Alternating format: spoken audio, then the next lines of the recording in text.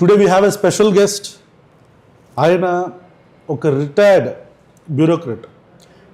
బ్యూరోక్రట్ అనే దానికంటే కూడా చాలా హార్డ్షిప్స్ని ఫేస్ చేసి బిఫోర్ దట్ రిటైర్మెంట్ ఒక ప్రభుత్వం పూర్తిగా ఆయన్ని టార్గెట్ చేసి ఆయన్ని సప్రెస్ చేద్దామని చూసిన న్యాయ పోరాటం చేసి మరి తన యూనిఫామ్ను తెచ్చుకోవటమే కాకుండా తను ఆఖరిగా అనుకున్న యూనిఫామ్తోనే రిటైర్ అవుదాము అనే తన కళని తను లాస్ట్కి ఫుల్ఫిల్ చేసుకున్నారు. ఆయన తెలుగుదేశం పార్టీ సానుభూతిపరుడు అని కొంతమంది అంటే, లేదు ఆయన విధుల్ని మాత్రమే నిర్వర్తించారు అని కొంతమంది అంటారు. సో ఈ షఫల్డ్ స్పెక్యులేషన్స్ మధ్యలో మన స్టూడియోకి వచ్చారు ఏబి వెంకటేశ్వరరావు గారు, ఏబివి అంటారు. ఆయన now with us. Thank you so much sir, thank you so much for coming. Thank you, it's a pleasure interacting with you. Sir, how is your retired life? మొత్తానికి మీరు అనుకున్నట్టుగానే యూనిఫామ్తోనే రిటైర్డ్ అయిపోయారు. How is your retired life? ఎట్లా ఉంది? Retired life చాలా ప్రశాంతంగా and చాలా ఎక్సైటింగ్గా కూడా ఉందండి. Because for the first time నాకు జీవితంలో ఏం చేయదలుచుకుంటే అది చేసే ఫ్రీడమ్ దొరికింది. So I'm in to lot of things and I'm excited about it. ఒక వ్యక్తి ఐపీఎస్ లాంటి ఒక అత్యున్నతమైన స్థాయికి రావాలి అంటే చాలా హార్డ్షిప్స్ ఉంటాయి. అంటే I just wanted to know what is ABV గారు బిఫోర్ హీ అచీవ్డ్ దిస్. అంటే మీ ఫ్యామిలీ బ్యాక్గ్రౌండ్ ఏంటి? What are the hardships that you faced to attain this position? Not only IPS అంటే ఈ క్రాక్ చేయడానికి పూర్తిగా దాన్ని పెద్ద హార్డ్షిప్గా నేనేం భావించలా. అప్పుడు కూడా నేను I born and brought up in a reasonably comfortable middle class family. ఏ రోజు దేనికోసం వెతుక్కోవాల్సిన పని అయితే లేదు. But we never had a luxurious life అంటే ఇక్కడ దాకా వచ్చేవాళ్ళం కాదేమో. ఇది యూపీఎస్సి రాయడం, పాస్ అవ్వడం అనేది ఆ రోజుల్లో చాలా పెద్ద ఛాలెంజ్. అవును, చాలా కష్టం రా అనేవాళ్ళు. కరెక్ట్. అందుకనే ఆ ఛాలెంజ్ని తీసుకున్నా. ఇదేదో కష్టం అంటున్నారు, దీని సంగతి తేల్చాలి అని. ఒకసారి దిగిన తర్వాత అండి యూపీఎస్సి కొంచెం దానికి ఒక దుర్గుణం కూడా ఉంది. ఒకసారి దిగిన తర్వాత మిమ్మల్ని నలిపేస్తుంది. ఓకే. ఒకసారి ఆ ఫైర్ స్టార్ట్ అయితే it will start burning you from inside. అది అచీవ్ చేసిన దాకా వదిలిపెట్టదు. అచీవ్ చేసిన తర్వాత మళ్ళీ ఏం ఉండదు, అంత నిశ్శబ్దం, శ్మశాన నిశ్శబ్దంలా ఉంటుంది. ఏంటి ఇన్ని రోజులు ఎంత కష్టపడ్డావు, ఏం ఎక్సైట్మెంట్ లేదేంటి అనిపిస్తుంది. It's a surprising thing actually. కానీ 2-3 ఏళ్ళు కష్టపడి అది రాని వాళ్ళు మాత్రం చాలా రోజుల పాటు డిప్రెషన్కి గురవుతారు. దాంట్లోంచి బయటికి రావడం కూడా చాలా కష్టం వాళ్ళకి. ఆ లెవెల్లో కంపీట్ చేసేవాళ్ళు ఆల్మోస్ట్ అందరూ ఒకే లెవెల్లో ఉంటారు. ఒకళ్ళు ఎక్కువ, ఒకళ్ళు తక్కువ, పెద్ద డిఫరెన్స్ ఉండదు. కొంతమందికి some people may get lucky at that level. ఆ లక్ ఉన్నవాడికి వస్తుంది, రానాడికి జస్ట్ మిస్ అవుతుంది. ఒక క్వశ్చన్ సరైన క్వశ్చన్ రాలేదు, లేకపోతే సరిగ్గా ఆన్సర్ చేయలేదంటే దాంట్లో తారుమారైపోద్దిగా. 5 మార్కులు పోతే ఒక 50 ర్యాంకులు కిందకి వెళ్ళిపోతారు. So that's the level of competition. కాబట్టి రాని వాళ్ళు చాలా డిప్రెషన్కి గురయ్యేవాళ్ళు. ఇన్ఫ్యాక్ట్ నాకు సెలక్షన్ వచ్చినప్పుడు యూపీఎస్సి, నేను ఢిల్లీలోనే ఉండేవాడిని, యూపీఎస్సి బోర్డు దగ్గరికి వెళ్ళి చూసుకుంటే నా పేరు కనపడింది. ఎన్నో నెంబర్ రా అని అన్ని అంకెలు లెక్కేసుకుంటే ఓకే పలానా నెంబరు, పర్వాలేదు మంచి ర్యాంక్, బిలో 100 అని వచ్చింది. 99 to be exact. Below 100? 99 to be exact. Okay, సరే బాగానే ఉంది. బట్ నా బెస్ట్ ఫ్రెండ్కి రాలా. తను ఎంత డిప్రెస్ అయ్యాడో నాకు తెలియదు, కానీ ఐ వాజ్ కంప్లీట్లీ డిప్రెస్డ్. అసలు నాకు వచ్చిన సంతోషమే కలగల. అదేంటి వాడికి రాలేదు, వీడికి రాలేదు ఏంటంటే అసలు నాకు వచ్చిన సంతోషమే కనపడలా. బట్ దెన్ నా ఫ్రెండ్స్ 2-3 ఇలాగే అయింది. But later they have done extremely well in life. ఈ ఫీల్డ్ కాకపోతే అసలు వేరే ఫీల్డ్స్లో ఇంతకంటే బాగా రాణించారు వాళ్ళు. ఓకే. సో ఆ రకంగా ఇదేమీ పెద్ద బ్రహ్మాండం బద్దలయ్యే ఉద్యోగం ఏం కాదు. దాన్ని అలా తీసుకోకూడదు. బాగా ఎక్కువ బాధ్యత ఉండే ఉద్యోగం, అది ముఖ్యం దాంట్లో. Sir, we heard that you are voracious reader. అంటే చాలామందికి మీరు బుక్ రీడర్ అన్న విషయం తెలియదు. So we heard that you are a voracious reader. అంటే did you get influenced by any book? Oh yeah, there are lot of books which influence me. చదివినప్పుడు తెలుగు మీడియంలో చదివి ఇంటర్మీడియట్ వరకు చదివి ఒకసారి ఇంజనీరింగ్కి వెళ్ళేసరికి ఇంగ్లీష్ మీడియంలో అర్థమైసి వచ్చాయి కదా పాఠాలు. So okay, actually you are from Telugu medium. So first ఇయర్లో కొంచెం కష్టమయ్యేది. మేము ఎంతసేపు బలభ్రామకము, వేగము, త్వరణము, అయస్కాంతత్వము ఇలాంటి దాంతో నేర్చుకున్నాం. అక్కడికి వెళ్ళేసరికి ఒక్కసారి elasticity, magnetism, momentum, force, inertia ఇవన్నీ అనేసరికి కొన్ని రోజులు పట్టింది అర్థం చేసుకోవడానికి. సో ఫస్ట్ ఇయర్ బాగా స్ట్రగుల్ అవ్వాల్సి వచ్చింది. అండ్ లక్కీలీ నేను దేశంలో అన్ని స్టేట్స్ నుంచి వచ్చి చదువుకునే ఆర్ఈసీలో చదువుకున్నాను. So people from all states come there. Warangal? No, Nagpur. Okay. Nagpur ఆర్ఈసీలో. సో అక్కడ ఇంగ్లీషు, హిందీ అన్ని రకాల భాషలు మాట్లాడేవాళ్ళు ఉంటారు. సో వాళ్ళతో మాట్లాడాలన్నా ఏదో ఒకటి నేర్చుకోవాలి తప్ప. కరెక్ట్. సో హిందీ సినిమాలు చూసి హిందీ నేర్చుకున్నా. సో ఇంగ్లీషు నవలలు చదివి ఇంగ్లీష్ నేర్చుకోవాల్సి వచ్చింది. సో ఏ బుక్ అనేది ఇన్ఫ్లుయెన్స్ చేసిందని చెప్పాలి? I mean if you have few books, 1 or 2 books I can name. కాలేజీలో చదువుకునే రోజుల్లో సిడ్నీ షెల్డన్ రాసిన బుక్ ఒకటి ఉంది, మాస్టర్ ఆఫ్ ది గేమ్ అని. అవును. So some of that influenced me a lot. అందులో ఏంటంటే ప్రస్తుతం ఒక ఫ్యామిలీ గురించి రాస్తూ వాళ్ళ పూర్వీకులు ఎంత కష్టపడి పైకి వచ్చారు అనే దాని గురించి చెప్తాడు. వాడు ఏదో ఎడారుల్లో పడి చచ్చిపోబోతూ బతికి బయటపడి he creates a lot of wealth, he becomes very rich. అది. సో ఎన్ని కష్టాలు పడినా కానీ ఎప్పుడోసారి తేరుకుని యూ కెన్ డూ బెటర్ అనేది నా మైండ్లో అది పడిపోయింది అది చదివినప్పుడు. Then there was a book on psychology which I read, the road less travelled. Okay. I don't remember the author. అదొకటి బాగా ఇన్ఫ్లుయెన్స్ చేసింది. అవునా? అన్నా కరణీనా ఒకటి బాగా గట్టిగా చదివా. ఓకే. మొదటి నుంచి చివరి దాకా. ఇంకా టాల్స్టాయ్ బుక్స్ చాలా కష్టం చదవడం. అవును. వార్ అండ్ పీస్ చదవడానికి ప్రయత్నం చేశాక నా వల్ల కాల. It's too big. Okay. Then non fiction has influenced me more actually than fiction. Non ఫిక్షన్లో Ayn Rand, Thomas Sowell, Nietzsche నేను చదవలేదండి. I only read Ayn Rand, Thomas Sowell, ఇంకా other books. And Ludwig von Mises అని, is again a great writer. Rothbard. So వాళ్ళు చదివినప్పుడు బాగా inspiring, అసలు ప్రపంచం అంటే ఏంటో తెలిసింది. Were you influenced by rational thought, especially delta ప్రాంతం, కృష్ణ ఫర్టైల్ ప్రాంతంలో ఎక్కువగా రేషనల్ థాట్ దెన్ అప్పట్లో బాగుండేది. ఈవెన్ మన పుచ్చలపల్లి సుందరయ్య గారు అందరూ, వీళ్ళందరూ. So were you also inspired by this rational thought then? No? Yes, I was. Okay. అంటే చిన్నప్పుడు పెరిగిన వాతావరణమే అది యాక్చువల్గా, రేషనల్ వాతావరణం. కమ్యూనిస్ట్ ఇన్ఫ్లుయెన్స్ కనిపించని ఆవిరిలాగా మొత్తం అలుంపులు ఉండేది సమాజంలో. సో మా అప్పట్లో చిన్నప్పుడు ఫ్యాషన్ కదా కమ్యూనిజం అంటే. సో అందరిలాగా మేము కూడా ఎర్రజెండా పాటలు అవి పాడటం అలవాటే చిన్నప్పుడు. మాదాల రంగారావు సినిమాలు చూడటం. మా కాలేజీలో ఎంవిఎల్ గారు ఉండేవారు. ఎంవిఎల్ గారు పేరు విన్నారా మీరు? ఎంవిఎల్ నరసింహారావు. ఆయన మాకు తెలుగు లెక్చరర్ నూజివీడు కాలేజీలో. ఓకే. Great man. అవును. సో ఆయన కాలేజ్ డేకి బయట నుంచి ఎక్కువ తెలంగాణ నుంచి చాలామంది కవుల్ని, రచయితల్ని తీసుకొచ్చేవాళ్ళు. ఓకే. సో అందులో వచ్చినప్పుడు అలిశెట్టి ప్రభాకర్ వచ్చాడు ఒకసారి. నైస్. సో అలిశెట్టి ప్రభాకర్ వచ్చి ఒక రకమైన చిత్రకారుడు కూడా తను. అవును. అద్భుతమైన అక్షరాలు. I think he was also దాన్ని ఏదో అంటారు కదా అక్షరాలను బాగా రాయడాన్ని. సో అవి కూడా తన కవితల్ని అందమైన అక్షరాల్లో రాసి దాని కింద ఒక చిన్న బొమ్మ వేసి అక్కడ ఎగ్జిబిషన్ లాగా పెట్టాడు. I was so excited. Intermediate first year, second year. So ఆయన దగ్గర ఆటోగ్రాఫ్ కూడా తీసుకున్నారు అప్పుడు. ఓకే.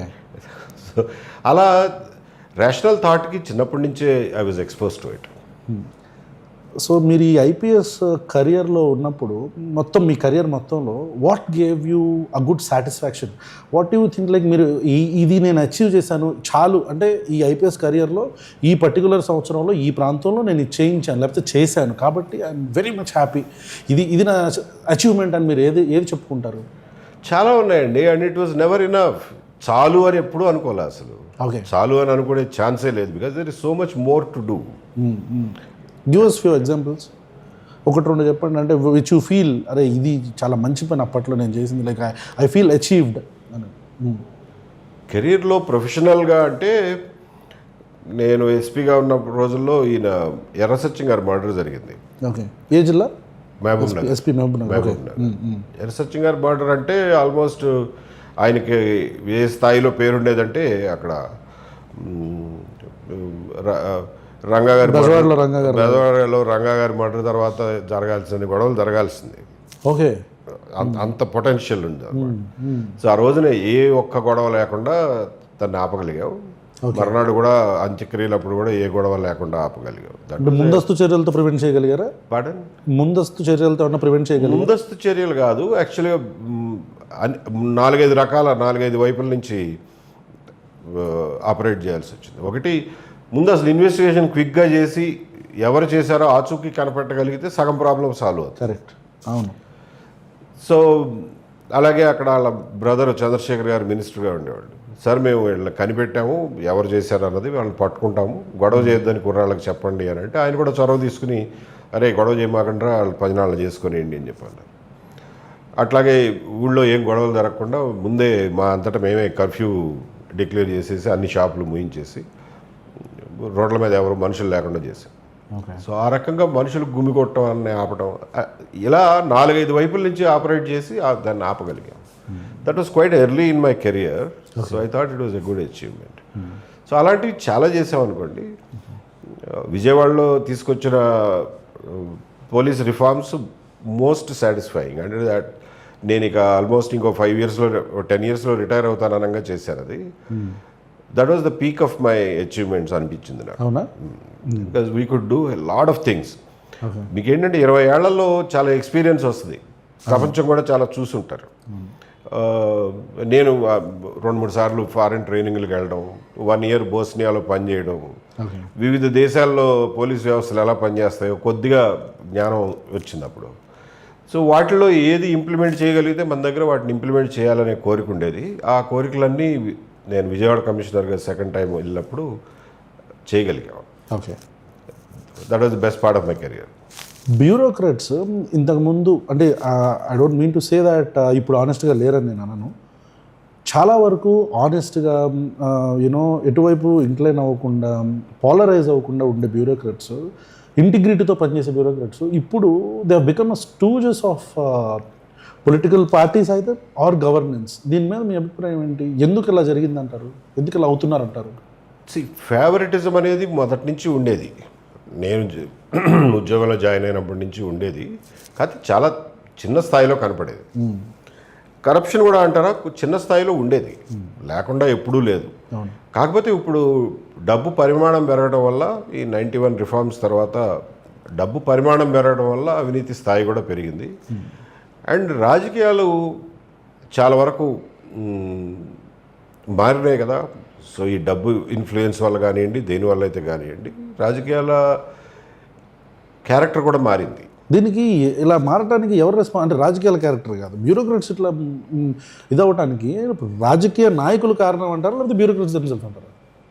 రాజకీయ నాయకులు ఇనిషియేట్ చేస్తారు, దానికి లొంగిపోయే బ్యూరోక్రాట్స్ లొంగిపోతారు. రాజకీయ నాయకులు గట్టిగా ట్రై చేస్తే చాలామంది బ్యూరోక్రాట్స్ లొంగుతారు. పాత రోజుల్లో రాజకీయ నాయకులు అంత స్థాయికి దిగజారే వాళ్ళు కాదు, కొంచెం మానం మర్యాద ఉండేది. ఆ తర్వాత బాగా పోలరైజింగ్ పాలిటిక్స్ ఎక్కువ. Correct. So you feel like they initiate and these people will bend, these people succumb. Especially మన ఆంధ్రప్రదేశ్లో అండి, ఎవరెవరైతే అంటే పూర్తిగా పోలరైజ్ అయిపోయిన వాతావరణం కనపడుతుంది. Let us say right, Chandrababu Naidu గారు ఇప్పుడు వైఎస్ఆర్సీపీ రాగానే ఆయన ఎవరైతే నాకు వీళ్ళు శత్రువులు అనుకుంటారో, లేకపోతే వీళ్ళు చంద్రబాబు నాయుడు గారికి దగ్గర అనుకుంటారో, లేకపోతే వీళ్ళు ఒక కమ్యూనిటీ, సింపుల్ ఇంకా ఓపెన్గా చెప్పాలంటే కమ్మా కమ్యూనిటీ అని అనుకుంటారో, వాళ్ళందరినీ పక్కన పెట్టేసి జరిగింది పెట్టి ఆయనకి ఎవరైతే ప్రో అనుకుంటారో వాళ్ళని అపాయింట్ చేయటం జరిగింది అనేది బయట మీడియాలో కథనాలు, మనం కూడా ఒప్పుకోవాల్సిన పరిస్థితి, అది వాస్తవం. అలాగే చంద్రబాబు నాయుడు గారి రెజీమ్ మొన్న 24లో రాగానే దాదాపు 15 మంది దాకా మొత్తం బ్యూరోక్రాట్స్ని మొత్తాన్ని పక్కన పెట్టేసి రిలీవ్ చేయించి మళ్ళీ వాళ్ళకి సరిపడా ఎవరైతే వాళ్ళకి జీ హుజూర్ అంటారో వాళ్ళందరినీ పెట్టుకోవటం ఇది పూర్తిగా సిస్టమ్ని కొలాప్స్ చేయటం కదా. I agree with you that system collapse అవుతుంది, ఈ రకంగా అవుతుంది. ఇది సొల్యూషన్ కాదు. అవును, నేను సజెస్ట్ చేసిన సజెస్ట్ ఇప్పటికీ చేసే సొల్యూషన్ ఏంటంటే, ఎవరైతే తప్పులు చేశారో ఆ తప్పుల్ని ఎత్తి చూపండి, దాని మీద యాక్షన్ తీసుకోండి. అంతే తప్ప పక్కన పెట్టడం అనేది సొల్యూషన్ కాదు. యాక్షన్ తీసుకోండి, వాళ్ళ మీద ఏం చేశారో కనీసం వాళ్ళతో ఒప్పించండి. సారీ సార్, మేము ఆ రోజున ప్రెషర్లోకి వచ్చి చేసాము, ఇంక ముందు ఎప్పుడు చేయము అని చెప్పి let them give a public apology at least for what Dev done.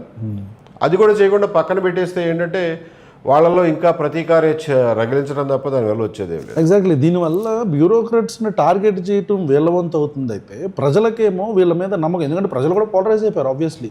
ఒక వర్గం ఏమో వీళ్ళు మనకు వ్యతిరేకమైన వీళ్ళు అనుకోవటం, ఒక వర్గం ఏమో వీళ్ళు మనకు అనుకూలం అని అనుకోవటం, ఇట్లా అయిపోయి పబ్లిక్లో పూర్తిగా న్యూట్రల్గా ఉండే పబ్లిక్లో వీళ్ళు ట్రస్ట్ కోల్పోవట్లేదా?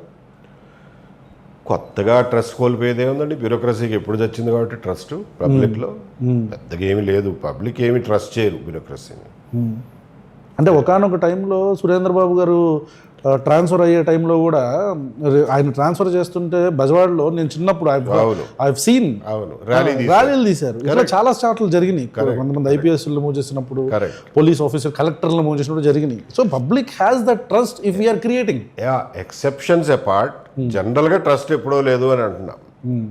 ఎక్సెప్షనల్ కేసెస్ ఎప్పుడూ ఉంటాయి. ఓకే. వైఎస్ జగన్మోహన్ రెడ్డి గారు మిమ్మల్ని టార్గెట్ చేశారు, ఇది పాత రెజ్యూమ్లో, ఇది మీరు ఒప్పుకుంటారా? Yes, he did. YS Jaganmohan Reddy గారు టార్గెట్ చేశారు. దీనికి కారణం ఏంటని మీరు అనుకుంటారు? అది మరీ అరిగిపోయిన ప్రశ్న అవడం. ఐఎమ్ సారీ, ఎందుకంటే నేను ఇది 8వ ఇంటర్వ్యూ 9వ ఇంటర్వ్యూ, దాంతో ప్రతిసారి ఈ ప్రశ్నకి సమాధానం చెప్పాల్సి వస్తుంది. అయితే సమాధానం చెప్పండి. కారణాలు ఏమైనా సరే వైఎస్ జగన్మోహన్ రెడ్డి గారు టార్గెట్ చేశారు కదా, దాన్ని మీరు ఖండిస్తున్నారా? Yes, I seriously condemn it. So you are against that policy. Yes కదా, 100%. సో ఒకటి టార్గెట్ చేయటం ఒకటైతే, దానికి ముందు మిమ్మల్ని రిలీవ్ చేయటం ఒకటి కదా. సో ఇదే పని ఇప్పుడు తెలుగుదేశం పార్టీ కూటమి ప్రభుత్వం, తెలుగుదేశం నేను కూటమి ప్రభుత్వం కూడా 16 మందిని అట్లా చేయటం అనేది కరెక్ట్? It's not correct. నేను ఇందాకే చెప్పాను కదా సమాధానం. వాళ్ళు ఏం తప్పు చేశారో దాని మీద నిలదీయండి, అంతేగాని ఉద్యోగం చేయించకుండా పక్కన పెడితే ఏమొస్తుంది? కరెక్ట్. ఉద్యోగం చేయించకుండా పక్కన పెడితే వాళ్ళు ఖాళీగా కూర్చుంటే ఏం చేస్తారు? రోజు మీ మీద కత్తులు నూరుతూ ఉంటారు మనసులో. అవును, వాళ్ళు చేసిన తప్పును కూడా వాళ్ళు ఇంటర్నల్గా కూడా యాక్సెప్ట్ చేయరు. కరెక్ట్. దీనివల్ల వాళ్ళు ముందు అసలు ఫస్ట్ అగేన్స్ట్ అవుతారుగా. ఏమి సాధించినట్టు? అవును. అండ్ వాళ్ళు చేసిన తప్పులు నువ్వు బయట పెట్టకపోతే నీ బాధ్యత ఎంతవరకు నెరవేర్చినట్టు? ఈ పొలిటికల్ వెండేటా క్లోజ్ చేయాలంటే ఏంటి సొల్యూషన్ అంటారు మీరు? ఇందాక చెప్పిందేనా? ఎక్కడో చోట బెటర్ విజ్డమ్ షుడ్ ప్రివైల్. ఎక్కడో చోట ఫుల్ స్టాప్ పెట్టాలి. అది చేశారు మీరు తప్పు, కాబట్టి మిమ్మల్ని మేము శిక్షిస్తున్నామని చెప్పి నిలబెట్టి ప్రూవ్ చేసి శిక్షిస్తాం. కొన్ని తప్పులను ప్రూవ్ చేయగలుగుతాం, కొన్ని తప్పులను ప్రూవ్ చేయలేకపోవచ్చు. కొన్ని పైన ఉంటాయి, దాని ప్రూఫ్లు ఉండవు. ప్రతిదాన్ని ప్రూవ్ చేయలేకపోవచ్చు. బట్ అట్లీస్ట్ వాళ్ళని పిలిచి, ఏమంటే మీరు ఇది చేశారు నిజమా కదా, దానివల్ల ఇప్పుడు నువ్వు తప్పు చేసావంటే ఎవడో ఒకటి బాధితుడు ఉంటాడు కదా, ఆ బాధితుడిని తీసుకొచ్చి వాళ్ళ ఎదురుగా నిలబెట్టండి. సార్ మీరు ఆ రోజున ఇది చేశారా లేదా అని చెప్పి వాళ్ళతోనే అడిగించండి. ఈయన ఏం సమాధానం చెప్తాడో చూడండి. At least he should realise that he has committed a mistake. He should say at least sorry. దాంతో కొంచెం ప్రక్షాళన అవుతుందిగా, మనసు పరిశుద్ధం అవుతుందిగా. మళ్ళీ ఓకే, మళ్ళీ ఎప్పుడు చేయమాకపోయా, ఎల్లు నీ ఉద్యోగం చేసుకో అని చెప్పాలి. That's how you have to preserve sanity in administration. To avoid political vendetta this has to be done. Intelligence చీఫ్గా ఉన్న మీరు చంద్రబాబు నాయుడు గారి పాత రెజీమ్లో అప్పుడు ఇంటెలిజెన్స్ చీఫ్గా ఉన్న మీరు వాళ్ళ క్లోజ్ సర్కిల్స్లో మూవ్ అవటం అనేది కంపల్సరీ జరగాలి, ఎందుకంటే అది మీ విధి. రైట్, క్లోజ్ సర్కిల్స్లో ఉండాలి. కానీ మీరు తెలుగుదేశం పార్టీ వాట్సాప్ గ్రూప్స్లో కూడా ఉండటం వలన మీరు పూర్తిగా ఆయనకి ఎలైన్ అయిపోయారు. You are having super partiality towards Chandrababu Naidu and Nara Lokesh and Telugu Desam party personal WhatsApp గ్రూప్స్లో ఉండటం వలన మీ మీద ఈ యొక్క అభిప్రాయం జగన్మోహన్ రెడ్డి గారికి వచ్చింది, లేకపోతే వైసీపీ వాళ్ళకు వచ్చింది, ప్రజలకు వచ్చింది అనేది ఒక వాదన. మీరేమంటారు దానికి? నాకు జ్ఞాపకం లేదండి, నేను ఎక్కడ ప్రైవేట్ వాట్సాప్ గ్రూపుల్లో ఉన్నట్టు గుర్తులేదే. ఆ రోజుల్లో అంత ఎక్కువే ఉండేవిగా వాట్సాప్ గ్రూపులు. మీరు వాట్సాప్ గ్రూప్స్లో లేరా? నేను ఉండుంటాను, బట్ ప్రైవేట్ వాట్సాప్ గ్రూప్లో ఉన్నది నాకు జ్ఞాపకం లేదు. నేను వాస్తవంగా చెప్తున్నా. మీరు ఏదన్నా పర్టికులర్ పలానా గ్రూప్లో ఉన్నారంటండి మీరు. గ్రూప్ అంటే చాలామంది ఉంటారుగా, సో అదేమి మీరు సోర్స్ని రివీల్ చేయక్కర్లా. పలానా గ్రూప్లో ఉన్నారంటండి మీరు, పలానా కామెంట్ పెట్టారంటండి అని అంటే I'm ready to accept it even now. Okay, but నాకు గుర్తులేదు. జనరల్గా నేను ఎక్కడన్నా గ్రూప్లో ఉన్నా కానీ I just watch what is happening. I don't participate in discussions, okay, especially when I am in when I was in service. I don't participate in discussions. I just keep watching what is happening. Okay. నాకు గుర్తున్నందువరకు ఎప్పుడన్నా ఎక్కడైనా మిస్డిమీనర్ నా వల్ల slip అయ్యి ఉంటే నేను చెప్పలేను. But unless I see it I won't be able to believe it.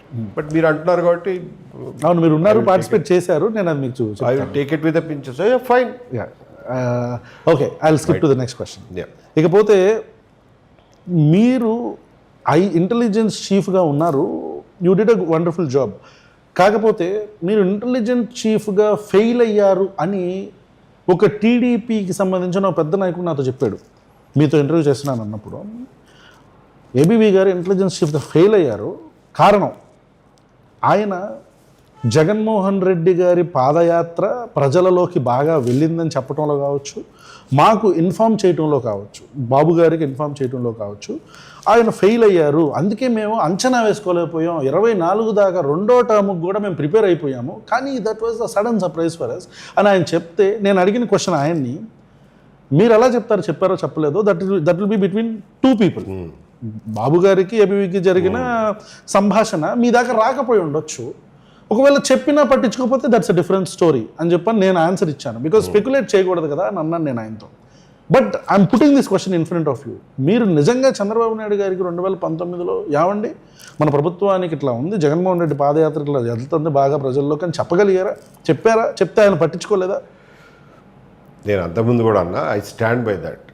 Intelligence చీఫ్గా పనిచేసిన వాళ్ళు ఏం చేశారో ఏం చేయలేదు అనే విషయం గురించి అసలు పబ్లిక్గా మాట్లాడటం అనేది అది విజ్ఞత అనిపించుకోదు ఎవరికి కూడా. ఆయన కూడా మిమ్మల్ని 1 to 1 అడిగారు కాబట్టి సరిపోయింది. అదే ఓపెన్గా మాట్లాడుంటే నేను దాన్ని కూడా పాయింట్అవుట్ చేస్తుండేవాడిని, అది తప్పది. సో నేను on record I cannot reveal what I have done as N intelligence chief. And నేను అప్పట్లో సీఎం గారికి ఏం చెప్పాను ఏం చెప్పలేదు అనేది నేను అది పబ్లిక్గా షేర్ చేసుకోగలిగింది కాదు, అది వృత్తి ధర్మానికి విరుద్ధం. కాబట్టి I will not talk about that. Are you being diplomatic? No, I'm not being diplomat, I'm being professional. ప్రొఫెషనల్గా నా ఎథిక్స్ నన్ను అలాంటి డిస్కస్ చేయడం నుంచి నన్ను నివారిస్తాయి. I will not talk publicly. So మీరు చంద్రబాబు నాయుడు గారికి కావచ్చు, లేకపోతే ఎవరైతే మీతో మాట్లాడారో వారిని నాతో మాట్లాడమని చెప్పి ఒకసారి సజెస్ట్ చేయండి. ఓకే, 1 to 1 క్లోజ్ డోర్లో I will discuss with him what happened, what didn't happen. అంటే ఏం జరిగింది, మీరేం మాట్లాడారు అనేది కూడా ఆయనతో I will be able to share with him on 1 to 1 basis. ఇప్పుడు ఈ ప్రభుత్వం వచ్చిన తర్వాత బాబు గారు, చంద్రబాబు నాయుడు గారు ఓ పదవి ఇచ్చారు, రైట్, పోలీస్ కార్పొరేషన్ చైర్మన్ గారు. రైట్, మీరు దాన్ని తీసుకోవాలా? రైట్. నా ప్రశ్న ఏంటంటే, ఆ పదవి చిన్న పదవి, నాకు ఇంకా పెద్దది కావాలని మీరు ఎక్స్పెక్ట్ చేశారా, లేదంటే దాన్ని ఇంతకుముందు చేసిన నాగుల్ మీరా గారు ఇలా కొద్దిగా సెకండ్ గ్రేడ్ లీడర్స్ ఎవరైతే ఉన్నారో వాళ్ళ స్థాయికి మీరు పడిపోతారు అనుకున్నారో, అసలు మీరు తీసుకోవడానికి కారణం ఏంటి? నో, ఇదొక అపవాదు. అంటే మీరు అడిగారు కాబట్టి, ఇప్పుడు నాగుల్ మీరా గారు చేశారు, జగన్మోహన్ రెడ్డి గారి రెజ్యూమ్లో ఎవరో జడ్పీటీసీకి ఇచ్చారన్నారు. అంతకుముందు ఖమ్మంపాటి రామ్మోహన్ రావు చేశారు ఎన్టీఆర్ టైంలో. అలాగే కేఆర్ నందన్ గారు కూడా చేశారు. ఓకే, ఈ దేశ ప్రధాని గారు అల్లుడు కూడా చేశాడు ఆ ఉద్యోగం. సో అది తక్కువని ఎలా అంటాం? అలాంటి పిచ్చి అభిప్రాయాలు ఏమి లేవు నాకు దాని గురించి. అది కాదు ఇష్యూ. ఇష్యూ ఏంటంటే, నేను ఏం చేయదలుచుకున్నాను అనే దాని మీద నాకు క్లారిటీ ఉంది. దానికి ఆ ఉద్యోగం సరిపడదు. ఇంకా పెద్ద ఉద్యోగం కావాలి. పెద్ద చిన్న కాదు, కంటెంట్. ఓకే, కంటెంట్ ఏమిటంటే, జగన్మోహన్ రెడ్డి అనే మాన్స్టర్ యొక్క పడగ నీడ ఈ రాష్ట్రం మీద మళ్ళీ పడకూడదు అనే దృఢమైనటువంటి నిశ్చయానికి వచ్చాను నేను. ఆ ఏరియాలోనే పనిచేయాలి, ఈయన్ని మళ్ళీ అధికారంలోకి ఎట్టి పరిస్థితుల్లో రాకుండా ఆపాలి. అలాగే ఆయన రెజీమ్లో బాధితులకి చేతనైనంత వరకు ఉపశమనం కలిగించాలి, వాళ్ళని టేక్ కేర్ చేయాలి, వాళ్ళకి న్యాయం జరిగేలాగా చేయాలి. ఆ టైంలో తప్పులు చేసిన వాళ్ళు, దుర్మార్గాలు, అరాచకాలు చేసిన వాళ్ళని చట్టం ముందు నిలబెట్టాలి. ఇవి నాకు నేను నిర్ణయించుకున్న priorities. Do you feel Jaganmohan Reddy is a monster? He is a monster, absolute monster. ఎందుకు అట్లా? He's so different from any human politician. ఎట్లా? in several ways. పబ్లిక్ లైఫ్లో గవర్నమెంట్ అనేది ఒక ట్రస్ట్ అని, 5 ఏళ్ల పాటు ఉండేదని, ఆ తర్వాత నువ్వెవరో నేనెవరో అనేది. సో ఆ విదిన్ లిమిటెడ్ పీరియడ్లో దానికి ఒక కాన్స్టిట్యూషన్ ఉందని, ఒక చట్టం ఉంటుందని, దాని ప్రకారమే పనులు చేయాలని, within that constitutional framework, within the spirit of the law, you can exercise your discretion. అందులో తప్పేం లేదు. కానీ అసలు నేనే చట్టం, నేనే శాసనం, నేనే రాజ్యాంగం, నన్ను నియంత్రించేవాడు ఎవడు అనుకునే విచ్చలవిడితనం ఆయనలో తప్ప ఇంక మీరు ఏ పాలిటిషియన్లోనూ చూడరు. ఓకే. అండ్ రాష్ట్రమా, దాని భవిష్యత్తు, ప్రజల వాళ్ళ భవిష్యత్తు, అవన్నీ నాకెందుకు? నేను, నా పవరు, నా డబ్బులు సంపాదన అంతే. దీనికి అడ్డం వచ్చినండి తొక్కి అవతల పారేస్తాను, ఏమైనా చేస్తాను. దీనికి అడ్డు రావడానికి ఎవడు వీల్లేదు, నన్ను ప్రశ్నించడానికి ఎవరికి వీల్లేదు. ప్రజాస్వామ్యమా గడిది గుడ్డ, ఫ్రీడమ్ ఆఫ్ స్పీచా గడిది గుడ్డ. ఇటువంటి రాక్షసత్వం, ఇటువంటి మాన్స్టరిజం మీరు ఏ పొలిటీషియన్లో చూపిస్తారో చెప్పండి? ఇంకే పొలిటీషియన్లో చూపిస్తారో? ఇంత నిస్సిగ్గుగా అన్ని వ్యవస్థల్ని తొక్కుకుంటూ రాజ్యం వేలాలని చూసేవాళ్ళని. ఇప్పుడు మీరు 2 విషయాలు మాట్లాడారు. ఒకటి against the law of land, I mean democracy. 2 నేను చెప్పిందే వేదం, లేకపోతే సంక్షేమం, లేకపోతే అభివృద్ధి, ఇవన్నీ లేకుండా పక్కన పడేసి నాదే మొత్తం అంటే మొనాటనస్గా, ఆటోక్రటిక్గా అనేది మీ ఉద్దేశం. Right. Nara Lokesh red book ఏంటి? Is it democratically or is it under the law of land? So he has, I don't hold a brief for Nara Lokesh. నాకున్న అభిప్రాయాన్ని చెప్తా, అంతేగాని I'm not defending him or I'm not holding a brief for him. To my knowledge what he said was, ఎవరెవరైతే దుర్మార్గాలు చేశారో వాళ్ళన్నింటి పేర్లు రాసి పెట్టుకుంటారు, వాటి మీద వచ్చిన తర్వాత, మేము గవర్నమెంట్లోకి వచ్చిన తర్వాత చట్ట ప్రకారం యాక్షన్ తీసుకుంటాం అన్నాడు. That is how he defined his red book. చట్ట ప్రకారం కాకుండా యాక్షన్ ఎక్కడన్నా తీసుకుని ఉంటే చూపించండి. కోర్టులు ఉన్నాయిగా, కోర్టులు ప్రతి వాళ్ళు పాపం వెళ్తున్నారుగా, వెళ్ళి కొంతమంది రిలీఫ్ వస్తుంది, కొంతమందికి రావట్లేదు for whatever reason. So within the legal ఫ్రేమ్వర్కే చేస్తున్నారుగా. అంతవరకు ఎగ్రిజియస్గా చేసింది మీకు ఎక్కడా కనపడలేదుగా. చేసింది కనపడలేదు అంటే I tell you few examples. ఇప్పుడు ఒక సభలో, గన్నవరం సభలో కొడాలి నాని వల్లభనేని వంశీ గురించి మాట్లాడుతూ కడ్రాయర్ మీద పరిగెత్తిస్తాను అని బహిరంగంగా మాట్లాడుతూ, చింతకాయల అయ్యన్న పాత్రుడు, విజయ్ వీళ్ళిద్దరు కావచ్చు, విపరీతంగా బూతులు మాట్లాడటం. మనం in first place I wanted to tell you this, Jaganmohan Reddy గారి రెజ్యూమ్లో కొడాలి నాని గారు మాట్లాడిన భాష, ఇంకా వల్లభనేని వంశీ గారు మాట్లాడిన భాష, ఇంకా వేరే ఏ నాయకుడైనా ఒకవేళ తప్పుగా మాట్లాడితే, అన్పార్లమెంటరీగా మాట్లాడితే, పర్సనల్గా టార్గెట్ చేసి ఇంట్లో ఆడవాళ్ళ గురించి మాట్లాడితే మేము దాన్ని పూర్తిగా ఖండించాం, వీడియోలు కూడా చేసాం అప్పుడు కూడా. రైట్. సో ఇప్పుడు నారా లోకేష్ వచ్చి మళ్ళీ నేను కడ్రాయర్ మీద పరిగెత్తిస్తా, బట్టలు ఉడదీస్తా అని అంటాం. ఇది ఎక్కడో చోట ఆగాలి కదా. ఎక్కడో చోట ఆగకపోతే ఇప్పుడు రఘురామకృష్ణరాజు గారిది కస్టోడియల్ టార్చర్ అని మనం ఏదైతే మాట్లాడుతున్నామో, దాన్ని ఎట్లా అయితే మనం ఖండించామో, అది చేయటం చాలా చాలా చాలా తప్పు అన్నాము. పట్టాభికి జరిగింది ఎలా అయితే తప్పు అంటున్నాము, రేపొద్దున ఇది జరుగుతుంది కూడా తప్పే కదా. వీళ్ళే కాళ్ళు ఎరగొట్టలేదుగా కస్టడీలో. అంతవరకు అయితే రఘురామకృష్ణరాజు గారి కేసుతో దీన్ని పోల్చలేవునండి. మీరు అడిగిన మొదటి ప్రశ్నకి సమాధానం. I come to that second point again. దీనికి రెడ్ బుక్ గురించి చెప్పండి. సో సి, మనం కూడా అర్థం చేసుకోవాల్సింది ఎక్కడ మొదలైంది. నారా లోకేష్ గారు గన్నవరంలోనో ఇంకో చోట మాట్లాడింది, was it his initial action or was it a reaction? దేనికి రియాక్షన్ అంటారు? వీళ్ళు అప్పుడు వల్లభనేని వంశీ గత 4 ఏళ్లలో వీళ్ళు చేసిన అరాచకాలకి, వీళ్ళు వాగిన వాగుడికి, వాళ్ళు మాట్లాడిన మాటలకి దట్ వాజ్ రియాక్షన్ అంటారు. That was a reaction. Because ఎలక్షన్లు నడుస్తున్నాయి, ప్రాబబ్లీ వాళ్ళ పార్టీ క్యాడర్ని ఆయన ఉత్తేజపరచడం అంటారో, ఇంకొకటి అంటారో, ఇన్స్పైర్ చేయడం కోసం, మోటివేట్ చేయడం కోసం ఏదో వాడుంటాడు. బట్ అది యాక్చువల్గా వాస్తవంగా మీరు చేసి ఉండుంటే దాన్ని మనం తప్పు పట్టచ్చు. మీరు అంటున్నారు కొడాలి నాని గారు, రోజా గారు వీళ్ళ గురించి అని చెప్పి. కొడాలి నాని గారు గుడివాడలో క్యాసినో నడిపింది వాస్తవం కదా? ఇప్పుడు కూడా జరుగుతున్నాయి కదా. ఫస్ట్ నేను చెప్పేదేనండి, క్యాసినో నడిపింది వాస్తవా కదా? దాని మీద కంప్లైంట్లు ఇచ్చారు కదా, దాని మీద ఫ్లైట్ టికెట్స్ దగ్గర నుంచి సాక్ష్యాలు కూడా తీసుకెళ్ళి అప్పట్లో పోలీసులకు ఇచ్చారు కదా. దాని మీద అసలు యాక్షన్ ఎందుకు ఇనిషియేట్ చేయరు? కరెక్ట్. యాక్షన్ ఇనిషియేట్ చేస్తే గొడవ ఉండేది కాదు కదా. రోజా గారు అలాగే కొన్ని వేల మందికి ఆమెకు ఉన్నటువంటి డిస్క్రిషనరీ పవర్స్తో టీటీడీ దర్శనాలు ఇప్పించారు. అందులో టికెట్కి 10,000 చొప్పున 5,000 చొప్పున వసూలు చేశారు అనేది ఆరోపణలు ఉన్నాయి. అవి నిజమా కాదా? నిజమా కాదా అన్న తేల్చాలిగా. నిజం కాకపోతే ఇదేమి నిజం కాదాయా, వాళ్ళందరూ వాళ్ళ కాన్స్టిట్యున్సీ వాళ్ళే, లేకపోతే తెలిసిన వాళ్ళే, ఇందులో ఏమీ కమర్షియల్ యాంగిల్ లేదు అని చెప్పి తేల్చి చెప్పండి. అవి చెప్పనప్పుడు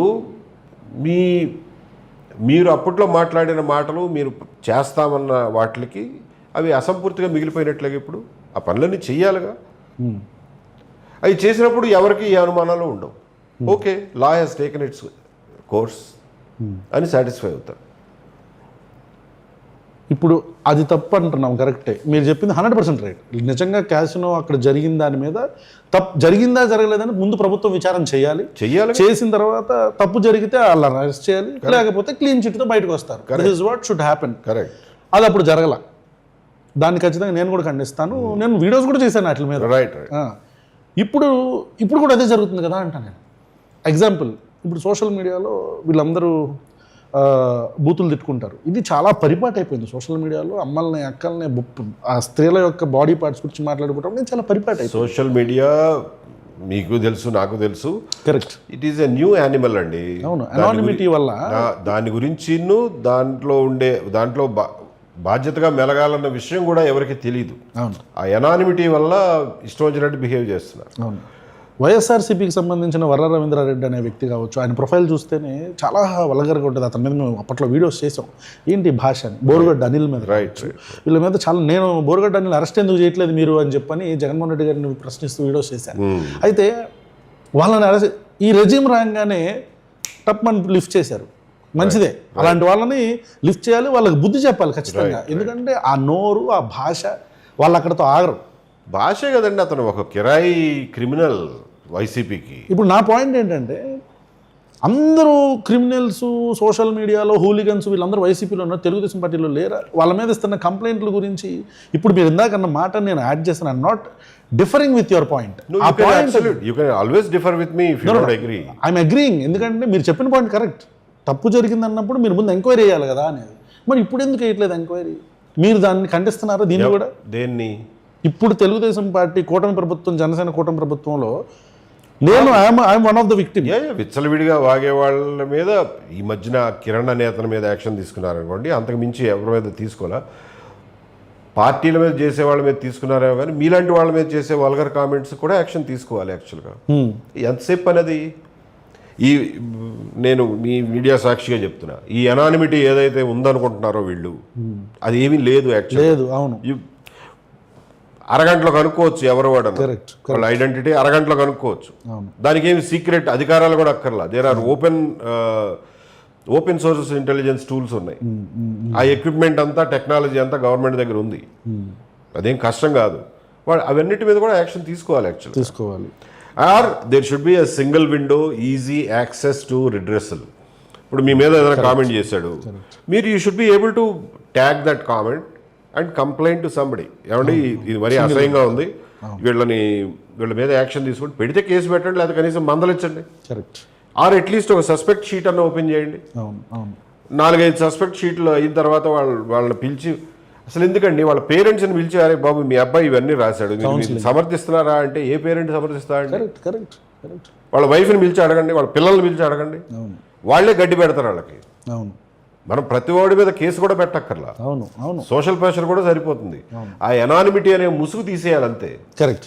అది తీసేయడానికి టూల్స్ మన దగ్గర ఉన్నాయి. అవును వాడకపోతే ఎలాగ? అవును. On a lighter vein, I mean in a lighter vein, మీకు కాస్ట్ ఫీలింగ్ ఉంది అనేది బయట ఉన్న ప్రచారం. ఎందుకంటే మీరు మోస్ట్లీ సిబిఎన్ అండ్ లోకేష్ గారితో క్లోజ్లీ అలైన్ అవ్వటం అనేది, and I don't accept it. అంటే క్లోజ్గా అలైన్ అవ్వటం వల్లనే కాస్ట్ ఫీలింగ్ ఉందనుకోవటం అని నేను యాక్సెప్ట్, ఎందుకంటే మీకున్న పదవే అది, you have to travel with. So అది నేను ఆ పాయింట్ నేను ఒప్పుకోను. కానీ but me caste feeling ABV గారికి బాగా ఉంది. అదే కారణం, అది కూడా one of the reason YSRCP Jaganmohan Reddy target చేయడానికి ఆయన్ని అనేది ఒక వాదన. మీరేమంటారు? మీరు రేషనలిస్ట్ అన్నారు కాబట్టి I'm just trying to come out with an answer, proper answer. ఆయన కాస్ట్ వల్ల టార్గెట్ చేశాడా, నాకు కాస్ట్ ఫీలింగ్ ఉందని ఆయన నమ్మడం వల్ల టార్గెట్ చేశాడో ఖచ్చితంగా మనకు తెలియదు అనుకోండి. But it had a caste angle to it, no doubt about it. Okay, he's targeting me had a caste angle to it, this no doubt about it. No, నాకు కాస్ట్ ఫీలింగ్ ఉంది అది ఇది అని చెప్పుకోవాలంటే, నా కాస్ట్ ఫీలింగ్ వల్ల ఎవడో ఒకడు బాధితుడై ఉండాలిగా, దానివల్ల ఎవరో ఒకళ్ళు ఇబ్బంది పడి ఉండాలిగా. నేను 3 ఏళ్ల నుంచి కాదు 4 ఏళ్ల నుంచి అడుగుతున్నా, నా వల్ల ఇబ్బంది పడిన వాళ్ళు ప్లీజ్ ఎవరైనా వచ్చి చెప్పండి, ఒక్కళ్ళు వచ్చి చెప్పండి. నా కింద కొన్ని 100 మంది 1000 మంది పనిచేశారు. 1000 మంది అంటే కానిస్టేబుల్స్, ప్రతి వాళ్ళని మీరు అడగలేకపోవచ్చు. నా కింద పోయి ఇన్స్పెక్టర్లు, ఎస్ఐలు, డిఎస్పీలుగా పనిచేశారు, ఎస్పీలుగా కూడా పనిచేశారు. Shall we take this as a challenge? Yes, take it as a challenge. Take it as a challenge. మీరు ఎవరినైనా సరే, వాళ్ళు పాపం కెమెరా ముందు మాట్లాడడానికి ఇష్టపడకపోవచ్చు, మీతో పర్సనల్గా షేర్ చేసుకోమనండి. Then I can expose it. Yes, వీడి కాస్ట్ ఫీలింగ్ వల్ల నేను ఇబ్బంది, వాళ్ళ ముఖం చూపించకుండా, వాళ్ళ పేరు కూడా చెప్పకుండా ఎక్స్పోజ్ చేయండి. I will trust what ever you say. So ప్రశ్న వ్యూవర్స్ దాదాపు 1.5 lakh ఉంటారు. మన రీచ్ కూడా చాలా గట్టిగానే ఉంటుంది. This is a clear statement. First point, నాకు కాస్ట్ ఫీలింగ్ లేదు అని తను ఇండైరెక్ట్గా చెప్తూనే నా మీద వచ్చిన ఈ అపవాదం ఏదైతే ఉందో దాన్ని ప్రూవ్ చేసే ధైర్యం, దమ్ము నా కింద కొన్ని 1000 మంది పనిచేశారు. కానిస్టేబుల్ కావచ్చు, హోంగార్డ్స్ కావచ్చు, ఎస్ఐలు కావచ్చు, సిఐలు కావచ్చు, కమిషనర్లు కావచ్చు, ఎవరైనా సరే నేను వాళ్ళ మీద ఏమైనా కాస్ట్ ఫీలింగ్ చూపించుంటే యూ కెన్ ఎక్స్పోజ్ మీ అని. ఎందుకంటే he's in a public domain right now. ఆయన ప్రజలకి ఏదో చేద్దామని ఆయన అనుకుంటున్నారు. కాబట్టి you have all the buttons with you. If you want, మీరు ప్రశ్నని కాంటాక్ట్ చేయండి. We will directly talk with ABV గారు on this if it happen. teamprashna@gmail.com, ravan.speaks@gmail.com, ఈ 2 ఈమెయిల్స్కి మీరు చేయొచ్చు. Right sir, thank you so much for that, for throwing that challenge. And ఈ రీసెంట్గా జరిగిన Tenali police issue, I'm going back to your expertise. Tenali police issue, road మీద అలా కొట్టడం అనేది, బ్రూటల్గా కొట్టడం అనేది, అది అవుట్ ఆఫ్ లా అనేది నా అభిప్రాయం, మా అభిప్రాయం కూడా. అట్లా రోడ్డు మీద పెట్టి కొట్టడం ఎంతవరకు కరెక్ట్ అనేది మీరు అనుకుంటున్నారు? తప్పు. ఒకటి, లాకప్లో పడేసి కొట్టడం ఒక విషయం అనుకోండి. నేనంత పతివ్రతని, పతిత్ని, నేను కెరీర్లో ఎప్పుడు ఎవరిని కొట్టలేదు, కొట్టించలేదు అని నేను చెప్పను. కానీ లాకప్లో వేసి కొట్టడం అనేది వేరే విషయం. అట్లీస్ట్ దట్ 4 గోడల మధ్యన జరిగేది. ఇక్కడ వాళ్ళని కొట్టడంలో ఉద్దేశం వాళ్ళని పనిష్ చేయడం కాదు, దాని ద్వారా ఒక మెసేజ్ పంపించడం, దట్ మేము ఇది కూడా చేయగలం, పబ్లిక్లో చేయగలం, ఆన్ కెమెరా చేయగలం, and we can get away with it అనేటటువంటి message. That message is wrong. ఈ 3rd degree ట్రీట్మెంట్ వీడియో చూసే ప్రతివాడికి దెబ్బలు తిన్నవాడి చరిత్ర కానీ, వాడి క్రిమినల్ రికార్డు కానీ ఉంటే, క్రిమినల్ రికార్డు కానీ అందులో ప్రూఫ్ అయిన ఎంత లేవో మనకు తెలియదు అనుకోండి, అవేమీ తెలిసే అవకాశం లేదు. ఎవరినో 3 కుర్రాళ్ళని రోడ్డు మీద పడేసి లాఠీలతో కొడుతున్నారు, అదొకటే పబ్లిక్ కనపడుతుంది. దానివల్ల మీరు పంపించే మెసేజ్ ఏంటి? That's not a good message for this society. So అది నేను ఖచ్చితంగా అపోజ్ చేస్తాను. ఐ మీన్ ఈ 3rd degree ట్రీట్మెంట్ అనేది లీగల్లీ ఆర్ కాన్స్టిట్యూషనల్లీ అది అప్లికబుల్, అదే 3rd degree చేయడానికి ఈ కాన్స్టిట్యూషన్ మనకి పర్మిట్ చేస్తుందా? చేయదండి, absolutely not. 3rd degree treatment is not permissible. No, absolutely not permissible. Okay, మరి ఇప్పుడు జరుగుతున్న ఈ కస్టోడియల్ వైలెన్స్ మనం ఇందాక మాట్లాడుకున్న రఘురామకృష్ణరాజు గారిది కావచ్చు, ఇదంతా కస్టోడియల్ వైలెన్స్ అనేది చాలా ప్రివలెంట్గా జరుగుతుంది కదా.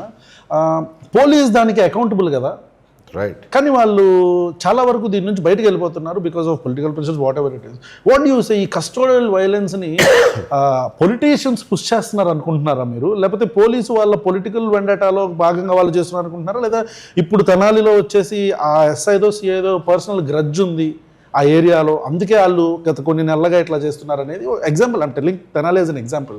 So what you think, how should we stop this? మీరు కస్టోడియల్ వైలెన్స్ గురించి మాట్లాడుతున్నారండి. మేము సర్వీస్లో జాయిన్ అయినప్పుడు కొత్తలో ఆల్మోస్ట్ నెలకు ఒకటి మినిమం కస్టోడియల్ డెత్ జరిగేది కంబైన్డ్ ఆంధ్రప్రదేశ్లో. చాలాసార్లు మోర్ దెన్ వన్. ప్రతిసారి కస్టోడియల్ డెత్ అయినప్పుడు ప్రజా సంఘాల ఆందోళనలు, దాని మీద జ్యుడిషియల్ ఎంక్వైరీకి డిమాండ్లు, తర్వాత చివరికి ఏదో ఒక ఎగ్జిక్యూటివ్ ఎంక్వైరీ నడిపించేవాళ్ళు, తూతూ మంత్రంగా బయటపడిపోయేవాళ్ళు. అప్పట్లో ఇంకా చాలా ఎక్కువ ఉండేది కస్టోడియల్ వైలెన్స్, డెత్స్ చాలా ప్రివలెంట్గా అయ్యాయి. ఈ మధ్య కస్టోడియల్ డెత్ అనేది మీరు ఈ మధ్య కాలంలో ఎప్పుడు చూడలేదు. అవును, చాలా తగ్గింది. మీరు ఇంకా అదృష్టవంతులు. ఒకప్పుడు ఇంకా ఎక్కువ ఉండేది పోలీస్ బ్రూటాలిటీ, వైలెన్స్ కూడా. సో చాలా ఎక్కువ ఉండేది, తగ్గింది. ఎందుకు తగ్గింది అని అంటే అగైన్ ప్రజా సంఘాల ఆందోళనల వల్లే తగ్గింది. తర్వాత హ్యూమన్ రైట్స్ కమిషన్ రావడం, దాని మీద కొంచెం గట్టిగా యాక్షన్ తీసుకోవడం మొదలెట్టిన తర్వాత తగ్గింది. బట్ ఇప్పటికి కూడా కస్టోడియల్ వైలెన్స్ ఉంది. నా ఉద్దేశంలో ఇప్పుడు కస్టోడియల్ వైలెన్స్కి అప్పుడు కస్టోడియల్ వైలెన్స్కి ఒక సిగ్నిఫికెంట్ డిఫరెన్స్ ఏంటంటే, ఆ రోజుల్లో దొంగతనాలు, ప్రాపర్టీ రికవరీ, వీటి కోసం కస్టోడియల్ వైలెన్స్ జరిగేది. అంతే తప్ప పొలిటికల్ వెంజెన్స్కి ఎప్పుడు జరిగేది కాదు. ఒక పొలిటీషియన్ వచ్చి మా ఎక్స్ పార్టీ వాడు వీడిని తీసుకెళ్ళి మీరు లాకప్లో వేసి చితగొట్టండి అని అడిగినే దమ్ము ఆ రోజున పొలిటీషియన్కి ఉండేది కాదు. అడిగినా కానీ చేసే ఆలోచన, నైతిక నీచత్వం పోలీసులకి ఉండేది కాదు. ఎప్పుడు పోలీసులు అలాంటి ఎంటర్టైన్ చేసేవాళ్ళు కాదు. వాళ్ళు బాబు కస్టోడియల్ వైలెన్స్ చేసిందల్లా అప్పట్లో బాగా గట్టిగా ముదురు ప్రాపర్టీ దొంగలు ఉండేవాళ్ళు. బర్గ్లరీసు, డెకాయిటీ విత్ మర్డర్ చేసేవాళ్ళు, రాబరీస్ చేసేవాళ్ళు ఉండేవాళ్ళు. సో వాళ్ళ నుంచి సొమ్ము రికవరీ చేయడానికి, ప్లస్ వాళ్ళ అనుచరుల ఆచూకీ కనిపెట్టడానికి, దానికోసం కొట్టేవాళ్ళు ఎక్కువ. ఇప్పుడు అసలు యాక్చువల్గా ఒక రకంగా చెప్పాలంటే డెకాయిటీస్ మీరు అరుదుగా వింటున్నారు. డెకాయిటీస్ తగ్గిపోయినాయి, రాబరీస్ తగ్గిపోయినాయి. నేను ఫస్ట్ ఎస్పీగా చేసిన రోజుల్లో నిద్రపడి చచ్చేది కాదు. ప్రతిరోజు మహబూబ్ నగర్ జిల్లాలో ఎక్కడో చోట రోడ్డు మీద దారి దోపిడీ జరిగేది. రాబరీ అంటారు, హైవే రాబరీ. ప్రతిరోజు ఎక్కడో చోట మోటార్ సైకిల్ వేసుకెళ్తుంటే లేకపోతే నడిచి వెళ్తా అంటే కొట్టి డబ్బులు లాక్కున్నారు అనే కేసు వచ్చేది. హండ్రెడ్స్ ఆఫ్ కేసెస్ ఒక జిల్లా నుంచి సంవత్సరానికి. అంత ఘోరంగా ఉండేది పరిస్థితి. ఇప్పుడు లేదా పరిస్థితి అసలు. ఇప్పుడు మహా అయితే మోటార్ సైకిల్ ఎత్తుకుపోవడం, సెల్ ఫోన్లు ఎత్తుకుపోవడం, సైబర్ క్రైమ్ ఇవి పెరిగినాయి. సో ఈ కస్టోడియల్ వైలెన్స్ని తగ్గించడానికి కూడా మార్గాలు ఏంటంటేనండి, మెయిన్గా ఒకటి జ్యుడిషియల్గా కొంత రిఫార్మ్ రావాలి. క్రిమినల్ రూల్స్ ఆఫ్ ప్రాక్టీస్ ఏవైతే మన లోయర్ కోర్ట్స్ పాటిస్తాయో వాటిల్లో కూడా చాలా రిఫార్మ్ రావాలి. క్విక్గా కేసుల్ని విచారణ జరగాలి. ఎలా ఉంటుందంటే, ఒక చిన్న దొంగ ఉంటాడు, వాడి విచారణ జరిగే లోపలే వాడు బెయిల్ మీద బయటకు వెళ్ళిపోతాడు. అతనికి ఏమో అడ్రస్ ఉండదు, మళ్ళీ దొరకడు, మళ్ళీ తన పని తను చేసుకుంటూ పోతూ ఉంటాడు. మళ్ళీ ఎప్పుడో 3 ఏళ్ల తర్వాత దొరుకుతాడు. ఈ లోపల ఒక 10, 15, 20 దొంగతనాలు అయిపోతూ ఉంటాయి. సో అదే అతన్ని ఫస్ట్ టైం జరిగిన దొంగతనాన్ని బెయిల్ రాకముందే విచారణ జరిపి శిక్ష వేసేస్తే at least you would be under control. ఈ కస్టోడియల్ వైలెన్స్ ఇప్పుడు మీరు అన్నట్టు డెత్స్ లేకపోయినా కస్టోడియల్ వైలెన్స్ జరగటం వల్ల పోలీసుల మీద, actually police department is accountable, అయితే వాళ్ళ మీద ఇప్పటికే ఉన్న అపవాదు కాస్త ఇంకా ఎక్కువయ్యి, అరే ఇప్పుడు మనం ఏం చేస్తే వీళ్ళు ఎక్కడ కొట్టేస్తారు, ఇప్పుడు ఈ తెనాలి ఇష్యూలోనే కావచ్చు, ఇట్లాంటివి జరుగుతున్నప్పుడు పోలీసుల మీద ఆ అపనమ్మకం ప్రజల్లో కలగట్లా పోతుంది కదా. కలుగుతుందండి. ధైర్యంగా వెళ్ళి పోలీస్ స్టేషన్కి వెళ్ళి కంప్లైంట్ ఇచ్చి వీళ్ళు మనకు ఉన్నారు అనే ఒక ఇది ఆల్మోస్ట్ ప్రజలు కోల్పోయారు కదా. It is not at all a good thing. అవును, ఎందుకంటే ఏం చెప్పలేను. దీన్ని అవాయిడ్ చేయాల్సిందే తప్పకుండా. అండర్ ట్రయల్ ఖైదీలు ఎవరెవరైతే ఉంటారో వీళ్ళందరికీ వాళ్ళు కొంతమంది పొలిటికల్ ప్రిజనర్స్ ఉంటారు, కొంతమంది అండర్ ట్రయల్ ఖైదీలు కానీ కొన్ని సంవత్సరాలుగా గడుపుతూ ఉంటారు జైళ్ళల్లో. వీళ్ళకి బేసిక్ హ్యూమన్ రైట్స్ అనేవి అవసరం కదా. అంటే నిజంగా వాడు చేశాడా చేయలేదా అనేది పక్కన పెడితే వాడు కొన్ని సంవత్సరాలు అట్లాగే అండర్ ట్రయల్ ప్రిజనర్స్కి చాలా పథెటిక్ ఉంటుంది కదా వాళ్ళ లైఫ్. మీ ఒపీనియన్ ఏంటి? అది అది అది కరెక్ట్ కాదు కదా. చాలా పెథటిక్ అండి. అవును, అండర్ ట్రయల్ ప్రిజనర్స్ పొజిషను. అవును, డబ్బులున్న అండర్ ట్రయల్ ప్రిజనర్స్ విషయం వేరు.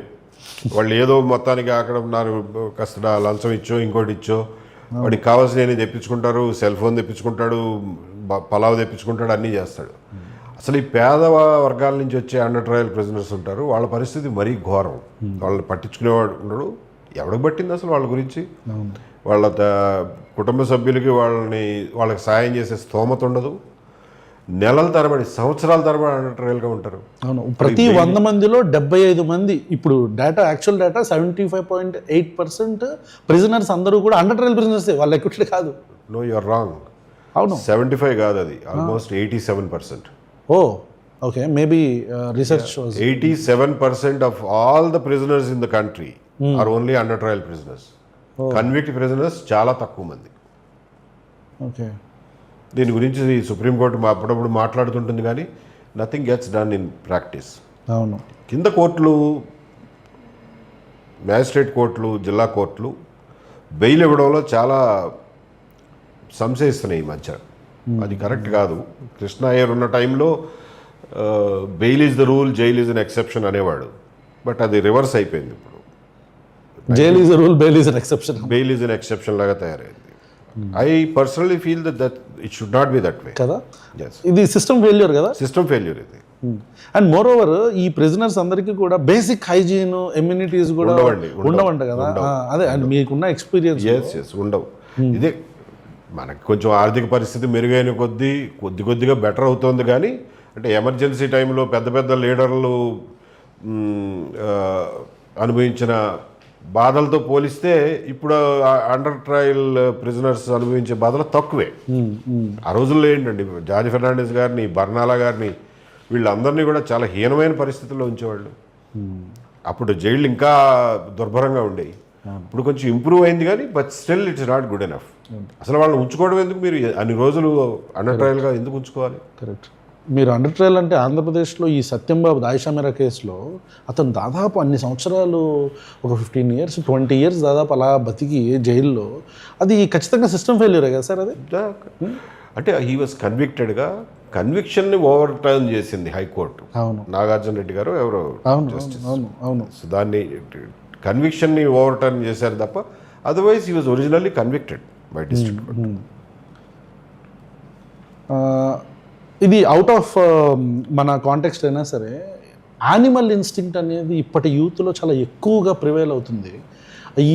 దీనికి ఏం కారణం అనుకుంటున్నారు మీరు? అంటే ఇప్పుడు విమెన్ మీద మొలెస్ట్ చేయటం కావచ్చు, రోడ్డు మీద వెళ్తున్న ఆడపిల్లలు బండి మీద వెళ్తా వాడు మొలెస్ట్ చేసి వెళ్ళిపోతాడు, లేకపోతే ముందు పెట్టుకుంటాడు, లేకపోతే చిన్నపిల్లల్ని, మొన్న కూడా ఆంధ్రప్రదేశ్లో జరిగింది, 4 సంవత్సరాల పాప. ఆ పాప అసలు ఇంత పాప, అంటే I don't mean to say that పెద్దవాళ్ళని రేప్ చేయాలని కాదు, కానీ బట్ అసలు ఈ యానిమల్ ఇన్స్టింక్ట్ అనేది, క్రూయల్టీ పెరిగిపోవటానికి what do you think is the reason? కొంతమంది పాన్ అంటారు, కొంతమంది సిస్టమ్ అట్లా అయిపోయింది అంటారు. I want to know what you will you say. I mean డిపార్ట్మెంట్లో 2 సంవత్సరాలు పనిచేసి మీ అభిప్రాయం ఏంటి? మనకి దాచేపల్లిలో అప్పుడు ఒక ఇన్సిడెంట్ జరిగింది, మీకు గుర్తుంది? ఒక ముస్లిం గర్ల్ని, 8-year-old గర్ల్ని, 50 ఏళ్ళు 60 ఏళ్ళు ఉంటాయి, ఒక రిక్షా కార్మికుడు, దట్ ఫెలో రేప్డ్. అప్పుడు చాలా సీరియస్గా దీని మీద ఇంటర్నల్గా మాకు డిస్కషన్ జరిగింది. ఏంటి అసలు what could have instigated this fellow to do such a heinous crime అనేది. వాడేమి పుట్టుకతో క్రిమినల్ ఏం కాదు, రిక్షా లాక్కుని బతికేవాడు పాపం. వాడికి ఇలాంటి సెక్షువల్ అఫెన్సెస్ అంతకుముందు ఏమీ లేవు. Is not a pervert. Is not a pervert. We had seen lot of perverts in our career, but he was not a pervert. ఎందుకు చేశాడరా ఇలా నేను అన్న రోజున, then we came to a temporary conclusion that అంతకుముందు లేనిది ఇప్పుడు ఉన్నది ఏంటి అంటే, అంతకుముందు మీకు అరచేతిలో పోర్నోగ్రఫీ ఎక్కడ దొరికిందండి చెప్పండి? కరెక్ట్. పాత రోజుల్లో మీకు పోర్నోగ్రఫీ వాజ్ ఎ రేరిటీ. ఎక్కడన్నా పోర్నోగ్రఫీ బుక్ కొనుక్కోవాలంటే ఎక్కడో సందుల్లోనో గొంతుల్లోనో విజయవాడ అలంకార టాకీస్లోనో వరంగల్లో అవును వరంగల్లో బుక్స్ కాజీపేట రైల్వే స్టేషన్లోనూ అట్లా ఒక స్పెసిఫిక్ ప్లేసెస్ ఉండేవి ప్రతి ఊర్లోనూ. అక్కడికి పోయి ఆ యూత్ ఏ పుస్తకాలు తెచ్చుకుని చదువుకునేవాళ్ళు. ఇవాళ అసలు మీకు సెల్ ఫోన్లో రెడీమేడ్గా మీకు అరిచేతిలో పోర్నోగ్రఫీ కనిపిస్తున్నప్పుడు it will give rise to more perversion. And మీరు చెప్పిన బుక్స్ అవి కూడా దట్ వాజ్ సాఫ్ట్ పోర్నోగ్రఫీ. ఇవాళతో కంపేర్ చేస్తే అవి సాఫ్ట్ పోర్నేగా. Because how much can you describe compare to visual impact చాలా ఎక్కువ ఉంటుంది కదా. Correct. So this is one of the major reasons. Secondly నేను ఇంకోటి కూడా చెప్తాను మీకు. నేను ఉద్యోగం చేసినప్పుడు కొన్ని చోట్ల, ముఖ్యంగా విజయవాడ లాంటి చోట్ల చాలామంది ఏదో అలవోకగా అనేవాళ్ళు, ఈవ్ టీజింగ్ ఉందండి, ఈవ్ టీజింగ్ని మీరు ఆపట్లేదు, కంట్రోల్ చేయట్లేదు, అది ఇది అని చెప్పి. ప్రాక్టికల్గా చెప్తున్నాను. నేను మా ఉమెన్ కానిస్టేబుల్స్ని పిలిచి, అమ్మ మీరు సివిల్ డ్రెస్లో వెళ్ళి ఒక కెమెరా, అప్పటికి సెల్ ఫోన్లో కెమెరాలు వచ్చేసినాయి, కొంచెం దూరంగా నుంచుని బస్ స్టాపుల దగ్గర కానీ కాలేజీలు బయట కానీ ఈవ్ టీజింగ్ జరుగుతున్నట్టుగా ఏమైనా ఉందేమో ఒకసారి చూడండి, ఏదైనా ఉంటే కొంచెం కొద్ది ముక్కైనా సరే ఒక రికార్డ్ చేసి తీసుకురండి ఎక్కడో చోట. I just want to know that the problem is real. అప్పుడు మనం ఏం యాక్షన్ తీసుకోవాలో చూద్దాం. లేకపోతే ఊరికే మనం ఏమీ పని లేకుండా పోలీసు వాళ్ళని బస్ స్టాపుల్లోనూ కాలేజీలు బయట నుంచోబెడితే ఏంటంటేనండి, వాళ్ళు ఏదో ఒక పని ఎత్తుక్కుంటారు, ఎవడో ఒకటి మట్టుకు కొడతారు. ఎవడో ఒకటి ఈవ్ టీజింగ్ లేదనుకోండి, ఇట్రా అటెళ్ళు అని రుబాబు ప్రదర్శిస్తూ ఉంటారు. అదిగాక అసలే పని ఒత్తిడి ఎక్కువ, ఎందుకు పని ఎక్కువ పెట్టుకోవాలి? సో ఈవ్ టీజింగ్ ఎంతవరకు ఉందో అని నేను లెక్కేయడానికి ట్రై చేస్తే I really could not get much traces of it. You won't believe it. I made an effort, కనపడలా. But pornography is very prevalent. అంటే పాత రోజుల్లోనండి కొంచెం షివల్రీ, ఆ వయసులో ఉన్నవాళ్ళు ఆడపిల్లలను కామెంట్ చేయడం, వాళ్ళు ఒక గట్టిగా చూసి వెళ్ళిపోవడం, ఇలాంటివి జరిగేవి. ఈ రోజుల్లో అసలు ఆ రొమాంటిసిజం కానీ అది కానీ అదృశ్యమైపోయిందేమో అనిపిస్తుంది నాకు. Straight way either people are completely మనకెందుకు వచ్చిందిరా బాబు, ఏమి మాట్లాడితే ఏం కేసు పెడతారోనని విపరీతమైన భయం తీసుకొచ్చేసాం మనం కూడా. ఏం మాట్లాడినా కానీ కేసు పెట్టేస్తున్నాం. అదొకటి ఓవర్ యాక్షన్ అయిపోయింది. రెండో వైపున ఈ పోర్నోగ్రఫీ అవైలబిలిటీ పర్వర్షన్ పెంచింది. సో మీకు ఎక్కడన్నా ఈవెంట్ జరిగితే అది చాలా సీరియస్ ఈవెంట్ జరుగుతుంది తప్ప లైట్ ఈవెంట్స్ ఎక్కడ జరగట్లేదు మీకు. This an effect of technology. కానీ దీని నుంచి బయటపడడానికి మార్గం, సమస్య చెప్పడం ఈజీయే, సొల్యూషన్ ఏంటి అని అంటే అప్బ్రింగింగ్ చాలా జాగ్రత్తగా చేయాలి పేరెంట్స్. అంటే increased individuality, urbanisation, moreover lack of judicial justification. అంటే ఈ మన కేసులు ఎన్ని ఉంటున్నాయో మీకు తెలిసిందే కోర్టుల ముందు. సో వీటన్నిటికీ కూడా అంటే మహా అయితే ఇప్పుడు కొంతమంది కొన్ని డైలాగ్స్ మనం ప్రివలెంట్గా వింటాం. ఇప్పుడు నాకే కాల్ చేసి అంటుంటారు, అరే నేను చంపేసి నేను జైలుకి వెళ్తాను అంటాడు. అంటే వాడి ఉద్దేశం ఏంటంటే, జైలుకి వెళ్ళడం అంటే వాడి ఉద్దేశం ఏంటంటే, చంపినా సరే నేను ఐదర్ బెయిల్ తెచ్చుకోగలను, లేదంటే నా టర్మ్ వచ్చేసరికి ఎన్నో సంవత్సరాలు అయిపోయింది, ఐ విల్ బి ఫ్రీ. అవును. ఇలాంటి ఒక చాలా చిన్న చూపు లా మీద కావచ్చు, లా ఆఫ్ ల్యాండ్ మీద కావచ్చు, చట్టం మీద చిన్న చూపు అనేది పెరిగింది కదా, because of the judicial pendency. ఇది కూడా ఒక కారణం. ఏదో ఇప్పుడు మొన్న ఒక వీడియో చూశాను, వాడు ఎవరినో ఒక కత్తి తీసుకొని వచ్చి పోలీస్ స్టేషన్ ముందు ఉంచున్నాడు. ఇది ఒక ట్రెండ్, ఫ్యాషన్ అయిపోయింది. కరెక్ట్. తీసుకొని వచ్చి పోలీసుల దగ్గర నిలబడి ఆయన చంపేశాను, అక్కడ ఉందండి శవం, ఇదిగో నేను అరెస్ట్ అయిపోతున్నాను అంటాడు. అంటే ఒకటి ఇది ఏమి పశ్చాత్తాపంతో వాడేం లొంగిపోవట్లేదు. ఏముంది మహా అయితే మీరు నన్ను అరెస్ట్ చేస్తారు, తర్వాత ఏం చేస్తారనే ఒక చట్టం మీద చాలా చిన్న చూపు, న్యాయ వ్యవస్థల మీద చిన్న చూపు, ఇవన్నీ కూడా ఇప్పుడు మీరు చెప్పిన ఇందాక దాచేపల్లి ఇన్సిడెంట్ కావచ్చు, మొన్న జరిగిన కడపలో జరిగిన దాచేపల్లి ఇన్సిడెంట్ చట్టం మీద చిన్న చూపు వల్ల కాదండి. వాడికి అసలు చట్టం అంటే ఏంటో తెలియదు. I said 4-5 points. కేసులు పెడతారని కూడా తెలియదు వాడికి. వాడు పిచ్చవాడు ఉన్నవాడు, పాప రిక్షా దొక్కునేవాడు. వాడికి ఎక్కడో పోర్నోగ్రఫీ దొరుకుంటుంది. He got perverted and he did that. ఇప్పుడు మొన్న సుప్రీంకోర్టు కూడా చెప్పింది ఒక మాట, ప్రతిదానికి కేసు పెట్టి లోపలేయటం కాదయా సొల్యూషను. అడల్సెంట్ బిహేవియర్లో కంప్లీట్లీ కన్సెన్షువల్గా, హార్మ్లెస్గా, వితౌట్ ఎనీ మాల్ ఇంటెన్షన్ జరిగే వాటిని పెద్ద క్రైమ్ల కింద మీరు చూసి వాళ్ళని సంవత్సరాల తరబడి, ఒక కుర్రాడిని మీరు సంవత్సరాల తరబడి, ఇప్పుడు 15 ఏళ్ళ పిల్లలు ఉంటుందండి, వీడికి 16 ఏళ్ళు, వీడికి 15 ఏళ్ళే ఉంటాయి. ఇది మాట్లాడతాడు, ఆ అమ్మాయి కోపం వచ్చో లేకపోతే వాళ్ళ పేరెంట్స్ చూసి ఒక కేసు పెడతారు అనుకోండి, వాడు చచ్చాడే. కొన్ని కోర్టు సినిమాలో వచ్చింది అట్లాగే, ఇట్స్ రియల్. అవును, వాడి జీవితం కండెమిక. కరెక్ట్. అంత అవసరమా? చట్టాన్ని అంతగా వెపనైజ్ చేయాల్సిన అవసరం ఉందా? Every idiot was young once అని ప్రతి ఒక్కళ్ళు we have pass through youth కదా. Correct. We're all tempted by those youthful instincts. అవును. ప్రతిదాన్ని మనం క్రిమినలైజ్ చేయాల్సిన అవసరం ఉందా? దాని మీద మళ్ళీ ఒకసారి ఆలోచించాలి. కరెక్ట్. సార్, మిమ్మల్ని వైఎస్ జగన్మోహన్ రెడ్డి గారు టార్గెట్ చేయటం అనేది మీరు కూడా బాధ్యులే అని నా అభిప్రాయం. ఎందుకో చెప్తా.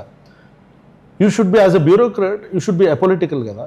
2014లో చంద్రబాబు నాయుడు గారు గెలిచిన తర్వాత మీరు సంబరాలు చేసుకోవచ్చు, తప్పులేదు. అంటే వి ఆల్ హ్యావ్, మనందరం మనుషులమే, మనందరికీ పొలిటికల్ ఇంక్లినేషన్స్ ఉంటాయి. ఖచ్చితంగా ఇది నేను ఒక రాజకీయ నాయకుడిని కాబట్టి నేను సెక్స్ చేయకూడదు, నేను ఐపీఎస్ని కాబట్టి నేను పొలిటికల్ పార్టీకి ఇంక్లైన్ ఉండకూడదు, నేను సోషల్ యాక్టివిస్ట్ని కాబట్టి నేను బూతులు మాట్లాడకూడదు.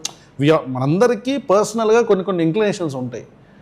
బట్ మీరు ఇందాక ఏదైతే చంద్రబాబు నాయుడు గారికి మీరు అది చెప్పారా అన్నప్పుడు మీరు ఏదైతే అన్నారో ఐఎమ్ బీయింగ్ ప్రొఫెషనల్ అని, why are you not professional then?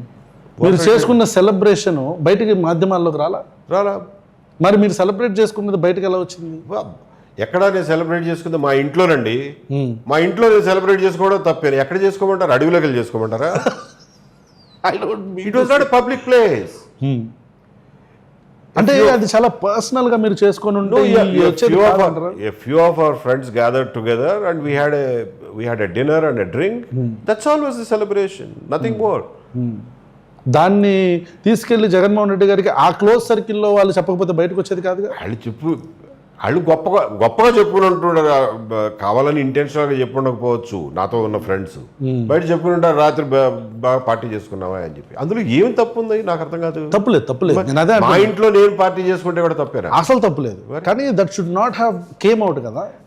నేను ఎక్కడ అందరి నోళ్ళు మూయిస్తానండి. వాళ్ళ దగ్గర బాండ్ పేపర్ తీసుకుంటాను ఏంటి, బయట అక్కడ చెప్పొద్దు అని చెప్పి. అంత మొహాట పడే, అంత సిగ్గుపడే మనిషిని కాదు నేను. I know. మీరు ఈ పొలిటికల్ జర్నీ స్టార్ట్ చేశారు కదా సార్, సో మీ బేసిక్ ఎజెండా ఏంటి? What is your political agenda? పాలిటిక్స్లో వచ్చేవాళ్ళు చాలామంది ఒక టార్గెట్తో వస్తారు. నేను ఎమ్మెల్యే అవ్వాలని ఒకళ్ళు అనుకోవచ్చు, ఎంపీ అవ్వాలని ఒకళ్ళు అనుకోవచ్చు, లేకపోతే నేను మినిస్టర్ అవ్వాలి మినిమము. అవును, కొంతమంది సివిల్ రైట్స్ కోసం అనుకుంటారు. ఆ అంబిషన్స్ అయితే లేవు. But I want to change the world. I want to improve the world even at least a little bit. అది నా పాలిటిక్స్లో రావడానికి నా broad ambition. Do you have any plan for it? Yes, I have. I have a plan. Okay. Don't underestimate me. I have a plan. No, I'm not underestimating. I am just joking here. ఖచ్చితంగా అంటే as a person every individual will have certain point of view అనేది I believe in it. అయితే మీ political entry solely Jagan గారిని target చేయడానికి అని కొంతమంది వాదన. దానికి వాదనే ఉందండి. That is a feeling that got నేను ఇచ్చిన ఫీలింగే అది. But Jaganmohan Reddy never again అనేది నా ప్రయారిటీ నెంబర్ 1. ఎందుకు? టీడీపీకి ఎయిడ్ అవుతుందన్న. So TDP is not in this equation actually. ఇది కేవలం జగన్ టార్గెట్ చేయడానికి ఇది అనేది ఎందుకు అంటే తెలుగుదేశం పార్టీకి ఓటు ఇవ్వటానికి కావచ్చు, తద్వారా తెలుగుదేశం పార్టీకి ఉపయోగపడిద్ది ఇది అనేది చాలామంది అభిప్రాయం కావచ్చు, కానీ అది వాస్తవం కాదు. మీరు చెప్పండి దానికి. నేను జగన్ నెవర్ అగైన్ అనే ఈక్వేషన్లో Telugu Desam is not a part of the equation. Okay, so not align with TDP. No. Okay, so Telugu Desam party తప్పు చేసిన మీరు క్వశ్చన్ చేస్తారు? 100%. Okay, 100%. Super. So Jagan never again is the first priority. Number 2, Jaganmohan Reddy వల్ల ఒక బాధితుడిగా, జగన్మోహన్ రెడ్డి వల్ల బాధితులైన వాళ్ళకి వీలైనంత, నాకు చేతనైనంత స్థాయిలో న్యాయం జరిపించాలి అనేది రెండో కోరిక. రెండో అంబిషన్ ఏంటంటే ఆ 5 ఏళ్లలో జరిగినటువంటి రాజకీయాలు చేసిన వాళ్ళని చట్టం ముందు నిలబెట్టాలి, వాళ్ళకి శిక్ష పడేలాగా చేయాలి అనేది మూడవ కోరిక. నాలుగోది, ఒక సమాజాన్ని మెరుగుపరచుకోవడం కోసం. సమాజం ఎప్పుడూ మెరుగుపడుతూనే ఉంటుంది, నేను ఉన్నా లేకపోయినా దాని అంతటా అది కూడా మెరుగుపడుతుంది. నేను నా వల్లే మెరుగుపడుతుందని నేను అన్నాను. సమాజం తను తాను మెరుగుపరుచుకునే క్రమంలో నాకు చేతనైన కృషి నేను కూడా చేసి, నేను చచ్చిపోయే లోపల ఈ సమాజాన్ని నేను కూడా ఒక అంగుళం ముందుకు జరిపాను అనే సాటిస్ఫాక్షన్ తెచ్చుకోవాలనేది నా నెక్స్ట్ అంబిషన్. అంతే. 40% ప్రజాదరణ ఉన్న ఒక నాయకుడు దాదాపు బేస్ ఓట్ బ్యాంక్ అంటే గ్రామ స్థాయిలో కూడా జెండాలు పాతే క్యాడర్ ఉన్న ఒక పార్టీ, సోషల్ మీడియాలో ఒక విపరీతమైన రేంజ్లో పనిచేసే ఒక సోషల్ మీడియా టీం, ఇలాంటి ఒక పెద్ద నాయకుడిని మీరు టార్గెట్ చేస్తున్నానని ఓపెన్గా చెప్తున్నారు కదా. ఎస్.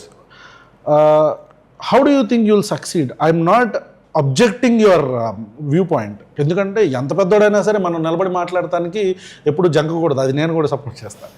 మీరు do you think you can face him? Oh yes, yes, I can face him. What makes you think that I can't face him? No, I'm asking what is your strategy?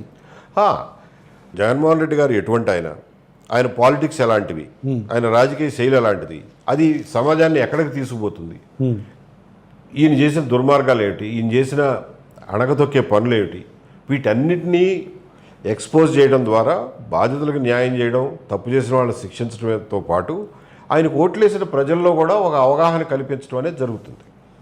జరిగిన నాడు ఆ 40% 37 అవుతుందో 25 అవుతుందో మనకు తెలియదు. కాంగ్రెస్ పార్టీకి ఒకప్పుడు 40-45% ఉండేది, ఇవాళ ఎంత ఉంది? బీజేపీకి ఒకప్పుడు 17% ఓట్లు వచ్చినాయి 1998 ఎలక్షన్స్లో, మీకు గుర్తుందో లేదు. ఇప్పుడు తర్వాత ఎక్కడ నోటాతో పోటీ పడ్డల్లా. సో పాలిటిక్స్లో మీ voting percentage is not a permanent figure. ఏ రాజకీయ పదవిని ఆశించకుండానే మీరు ఇది చేస్తున్నారా? వాట్ యూర్ నాట్ ఇన్, మీరు ఇందాక కూడా చెప్పారు, but I'm just reiterating the point, ఎందుకంటే I want have a confirmation on this. మీరు ఏ రాజకీయ పదవి ఆశించట్లా, ఏ పార్టీ నుంచి కూడా? నో. ఒకవేళ ఇన్ ఫ్యూచర్ ఎవరైనా ఇచ్చినా మీరు తీసుకోరు? No, most probably, because we're on record sir. No, I'm on record. Most probably అని ఎందుకు అంటున్నానంటే, ఎందుకు దాన్ని క్వాలిఫై చేస్తున్నానంటే, నేను చేసే పని, ఈ పని చేయడానికి ఏదైనా పనికొచ్చే పదవి అయితే maybe I will consider it with lots of conditionalities and all that. నా పని డిస్టర్బ్ చేయొద్దు, నన్ను చివరిదాకా వెళ్ళే లోపల మళ్ళీ కాళ్ళు పట్టుకుని లాగేయద్దు అనే కండిషనల్తో. సో ఆ స్వీపింగ్ స్టేట్మెంట్ ఇవ్వడంలా, but my target is this, my work target is this. ఈ లంపెన్ ఎలిమెంట్స్ అనే పదం నేను యూజ్ చేయొచ్చో చేయకూడదో తెలియదు, but I'm using it. I don't have any fear. No problem. ఈ లంపెన్ క్లాస్ అనేది ఎప్పుడు కార్ల్ మార్క్సే యూజ్ చేశాడు, మీరు యూజ్ చేయడం తప్పే. లంపెన్ ఎలిమెంట్స్ రాజకీయాలలోకి రావటం వలన ఈ failure of the rule of the law అవుతుంది అనేది నా అభిప్రాయం. అంటే నేను కొంతమంది సోడాలు కొట్టుకునే వాళ్ళు రాకూడదు రాజకీయంలో కానీ నేను అనను, కానీ వాళ్ళ బిహేవియర్, రౌడీ బిహేవియరు, లేకపోతే దౌర్జన్యం చేసే బిహేవియరు, ఫ్యాక్షన్ బిహేవియరు, ఇట్లాంటి వాళ్ళందరూ రాజకీయాల్లోకి రావటం వల్లనే ఈ రూల్ ఆఫ్ లా అనేది ఫెయిల్ అవుతుంది అనేది నా అభిప్రాయం. ఆల్రెడీ అది ఫెయిల్ అవుతుంది, దాన్ని రీస్టోర్ చేయటం ఎలా అని మీరు అనుకుంటున్నారు? యాజ్ అ బ్యూరోక్రాట్ చెప్పండి. యాజ్ అ బ్యూరోక్రాట్ ఎందుకంటే అడుగుతారు, నేను రిటైర్ అయ్యే సంవత్సరం అయితే యాజ్ అ పాలిటిషియనే చెప్తాను. చెప్పండి. యాజ్ అ పాలిటిషియనే చెప్తాను. లంపనైజేషన్ అండ్ క్రిమినలైజేషన్ ఆఫ్ పాలిటిక్స్ గురించి మీరు అప్పుడు మీ వయసు అంతా తెలియదు, కానీ నేను కాలేజీలో చదివిన రోజుల్లో ఎస్పెషల్లీ వాల్యూ బేస్డ్ పాలిటిక్స్ మీద, వాటి మీద 1984 నుంచి 89 వరకు చాలా సీరియస్ డిస్కషన్స్ జరిగినాయి. అది విపి సింగ్ అడ్వెంట్లో. ఆ సంవత్సరం పుట్టి 89. రియల్లీ. సో అప్పట్లో చాలా సీరియస్ ఆర్గ్యుమెంట్ జరిగేవి, డిస్కషన్ జరిగేది. దేశవ్యాప్తంగా కూడా వాల్యూ బేస్డ్ పాలిటిక్స్ అంటే ఏంటి, క్రిమినలైజేషన్ ఆఫ్ పాలిటిక్స్ అంటే ఏంటి, లంపెనైజేషన్ అంటే ఏంటి అనేది డిస్కషన్ జరిగేది.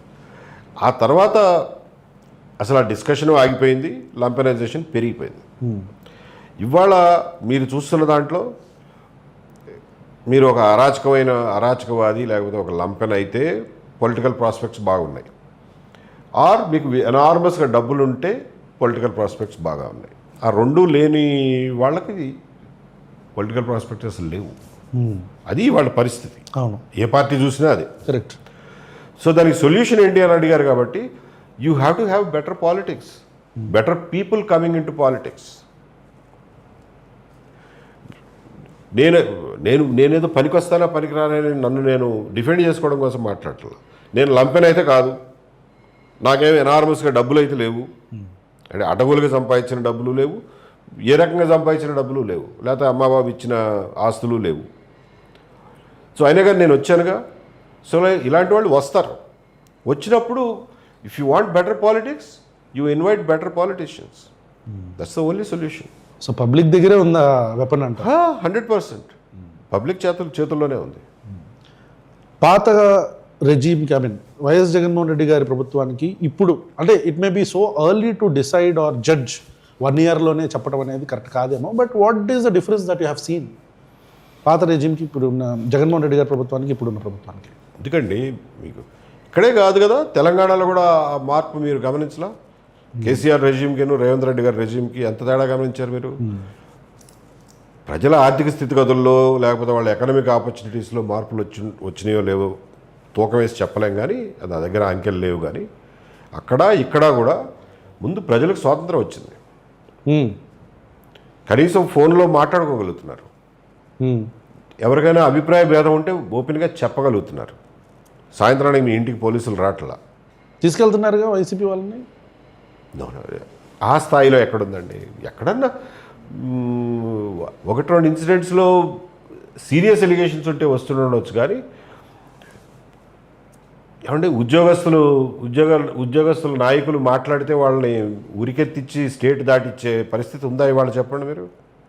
వాస్తవం మాట్లాడుకుందాం.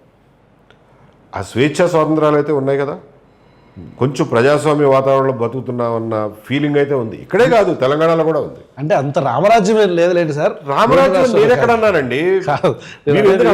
కాదు I definitely will not accept. ఏంటంటే మీరు చెప్తుంది కరెక్టే. ఆ స్వాతంత్రం, ఆ స్వేచ్ఛా స్వాతంత్రాలు అయితే ఈ రోజున ఫీల్ అవుతున్నామని అంటున్నాను. That is my firm belief. అంటే బీయింగ్ అ న్యూట్రల్ పర్సన్, నేను యాక్చువల్గా జగన్మోహన్ రెడ్డి గారి ప్రభుత్వంలో కూడా విమర్శించాను, ఇప్పుడు కూడా విమర్శించాను. అయితే అప్పుడు నా మీద ఒక కేసు కూడా లేదు, ఇప్పుడు కేసెస్ ఫైల్ అయినాయి. కేసెస్ ఫైల్ అయితే మరి దీనికి ఏమంటారు మీరు? నేను ఇప్పుడు కూడా ఒక బూత్ మాట ఎప్పుడు ఎవరిని చెప్పను. సో అంటే very national, very civilised. So మీ మీద కేసులు ఫైల్ అయితే నేను మీ పక్కన వచ్చి నుంచుంటాను. I will fight for. నా ఉద్దేశం ఏంటంటే ఏ రెజీమ్ కూడా 100% ప్రజాదరణతోనో లేకపోతే రామరాజ్యం ఇందాక అన్నా మేబీ పెద్ద రామరాజ్యం ఎక్కడా లేదు, అది నేను. సో అట్లా ఉండదు. Okay, you told, you said your comparatively qualitatively there is a difference in public space. Public స్పేస్లో కొంత ఫ్రీడమ్ అయితే ఉంది. Okay, I differ with your opinion, but respect it. Fine, respect. 2029లో మెయిన్ స్ట్రీమ్ మీరు పాలిటిక్స్లో ఉన్నారని యాజ్ ఎ పొలిటీషియన్ అనే చెప్తున్నారు మీరు. Yes. But I mean personally I like that bureaucrat ABV గారు దాని పొలిటీషియన్. ఎనీవేస్, అయితే 2029లో మీరు రాజకీయాల్లో ఉన్నానంటున్నారు కదా, ఏదైనా మేజర్ పార్టీ ద్వారా కంటెస్ట్ చేసే ఆలోచన ఉందా? మీరే డైరెక్ట్గా పార్టిసిపేట్ చేస్తారా, లేదంటే అసలు పొలిటికల్ సినారియోలో లేకుండా సివిల్ రైట్స్లోనో లేకపోతే పొలిటికల్ సినారియో ఓన్లీ ఉంటారు? So you will contest? Definitely. Okay, contest చేస్తానో లేనో కూడా నేనేం పెద్ద డిసైడ్ చేసుకోలేదు, కానీ I will be in politics only. And most probably we will start a political party, most probably. అవునా? ఒకవేళ ఏదైనా ఓకే మీరు పొలిటికల్ పార్టీ స్టార్ట్ చేస్తే I will be more happy, because ఎక్కువ ఫోర్సెస్ ఉండాలి సిస్టంలో అని ఆశించే వాళ్ళు నేను కూడా ఒకటి. సో జనసేన వచ్చినప్పుడు చాలా హ్యాపీ ఫీల్ అయ్యాను, ఇంకేమన్నా వచ్చినా సరే నేను ఖచ్చితంగా హ్యాపీ ఫీల్ అయ్యాను. I will definitely support you on it. ఒకవేళ ఏదైనా కారణాల వల్ల మీరు పొలిటికల్ పార్టీ స్టార్ట్ చేయకపోయినా, స్టార్ట్ చేసిన పొలిటికల్ పార్టీని ఎక్కడికైనా మర్జ్ చేయాలన్న ఆలోచన వచ్చినా, లేదా ఏదైనా పెద్ద పొలిటికల్ పార్టీ మీకు ఏదైనా సీట్ ఆఫర్ చేసినా తీసుకుంటారా? ఇది చెప్పేది రైట్ నౌ వాట్ ఐ ఫోర్సీస్, నాకు కనిపించేది సమీప భవిష్యత్తులో పొలిటికల్ పార్టీ స్టార్ట్ చేసే అవసరం పడుతుంది అనేది నేను అనుకుంటున్నాను. ఇంకొక పార్టీలో చేరడం అవన్నీ అసలు ప్రస్తుతం నా రాడార్లో లేవు. రాజకీయ పార్టీ అన్నారు కాబట్టి అడుగుతున్నాను. ఒక రాజకీయ పార్టీని నడపాలంటే చాలా కష్టంతో కూడుకున్న పని. కష్టంతో పాటు బాగా ధనం కూడా ఉండాలి, డబ్బు. I mean you should be super rich అని నేను చెప్పను, కానీ you should definitely have money. మరి దాన్ని మీరు ఎట్లా అక్యుములేట్ చేయబోతున్నారు? మీరు పర్సనల్గా మీరు చెప్తున్నారు I'm not fill the rich, I'm having, నాకు సరిపడా డబ్బు ఉంది నా దగ్గర, నా కుటుంబానికి, నాకు అని చెప్తున్నారు. మరి దీన్ని రాజకీయ పార్టీ అంటే అన్ని నియోజకవర్గాలు లేకపోతే యూనో ప్రజల గ్యాదరింగ్స్, ఇప్పుడు రాజకీయాలు బాగా మారిపోయినాయి. ఆ అభిమానంతోనో ఇంకోటో వచ్చి నిలబడటానికి ఎవరో కూడా సిద్ధంగా లేరు. వచ్చిన ప్రతి ఒక్కడు ఏదో ఒకటి ఆశించే వస్తున్నాడు. ఓట్లు కూడా అలాగే అయిపోయినాయి. అంటే అంత పెసిమిస్టిక్గా నేను ఉండనులేండి ప్రజల గురించి. అయిపోయిందా క్వశ్చన్? కంటిన్యూ చేస్తారా? No, you can answer. Okay. No, ఒక పార్టీ పెట్టడం, పార్టీని నడపడం అనేది కష్టమైన పని అంటే నేను ఒప్పుకుంటాను. చాలా కష్టమైన పని, చాలా కష్టపడాలి, డబ్బు కావాలి. అసలు ఎంతసేపు డబ్బు మీద తప్ప మీ దృష్టి ఇంకొకటి లేదు. ముందు అసలు కష్టంతో కూడుకున్న పని. పొద్దు నుంచి సాయంత్రం వరకు అదే పనిలో ఉండాలి, వేరే వ్యాపకాలు ఏమి ఉండకూడదు. పెళ్ళిళ్ళు, పేరెంటాలు, ఫంక్షన్లు, రెస్ట్ తీసుకోవడం, లేకపోతే ఒక టూర్ వెళ్ళి రావడం, పర్సనల్ లైఫ్ అంటూ ఉండదు. పోద్ది. కష్టమైన పని ఒప్పుకుంటా. బట్ కంప్లీట్గా డబ్బుతో ముడిపడి ఉందని నేను అనుకోను. ఒకటి. రెండోది, దానికి కావలసిన డబ్బుని అదే పాలిటిక్స్ సమకూర్చుకుంటుందనే నమ్మకం నాకుంది. It will be publicly funded. Okay, there will be nothing secret. Crowd funding లాగా ఉన్న క్రౌడ్ ఫండింగ్ లాగానే చేసుకుంటారు. ప్రజలకి వాళ్ళకి ఒక ఆల్టర్నేటివ్ పాలిటిక్స్ కావాలనుకున్నప్పుడు వాళ్ళే ఫండ్ చేసుకుంటారండి దాన్ని. Politics is more about ideas, not about money. Okay, that's how I look at it. So money అవసరం ఉన్నా సరే ఉంటుంది, అవసరం లేకుండా ఉంటుంది. ఉంటుంది, అది సమకూరుతాయి, అప్పటికి వచ్చేస్తాయి. ఆ క్రౌడ్ ఫండింగ్లో మన పొలిటికల్ పార్టీస్ ఉంటాయా? I don't think so. Okay, political parties ఇంకొక పార్టీని ఎలా సహిస్తాయండి? సహించవు కదా. అండ్ ఒక అంటే మేము బేసిక్గా ఈ ర్యాపిడ్ ఫైర్ పెద్దగా పెట్టను కానీ, బట్ ర్యాపిడ్ ఫైర్ అని కాదు, I want to no your opinion on these people. ఎందుకంటే మీరు వాళ్ళతో ట్రావెల్ చేసి ఉండొచ్చు, వాళ్ళని వ్యతిరేకించవచ్చు. మన చంద్రబాబు నాయుడు గారి మీద మీ అభిప్రాయం ఏంటి?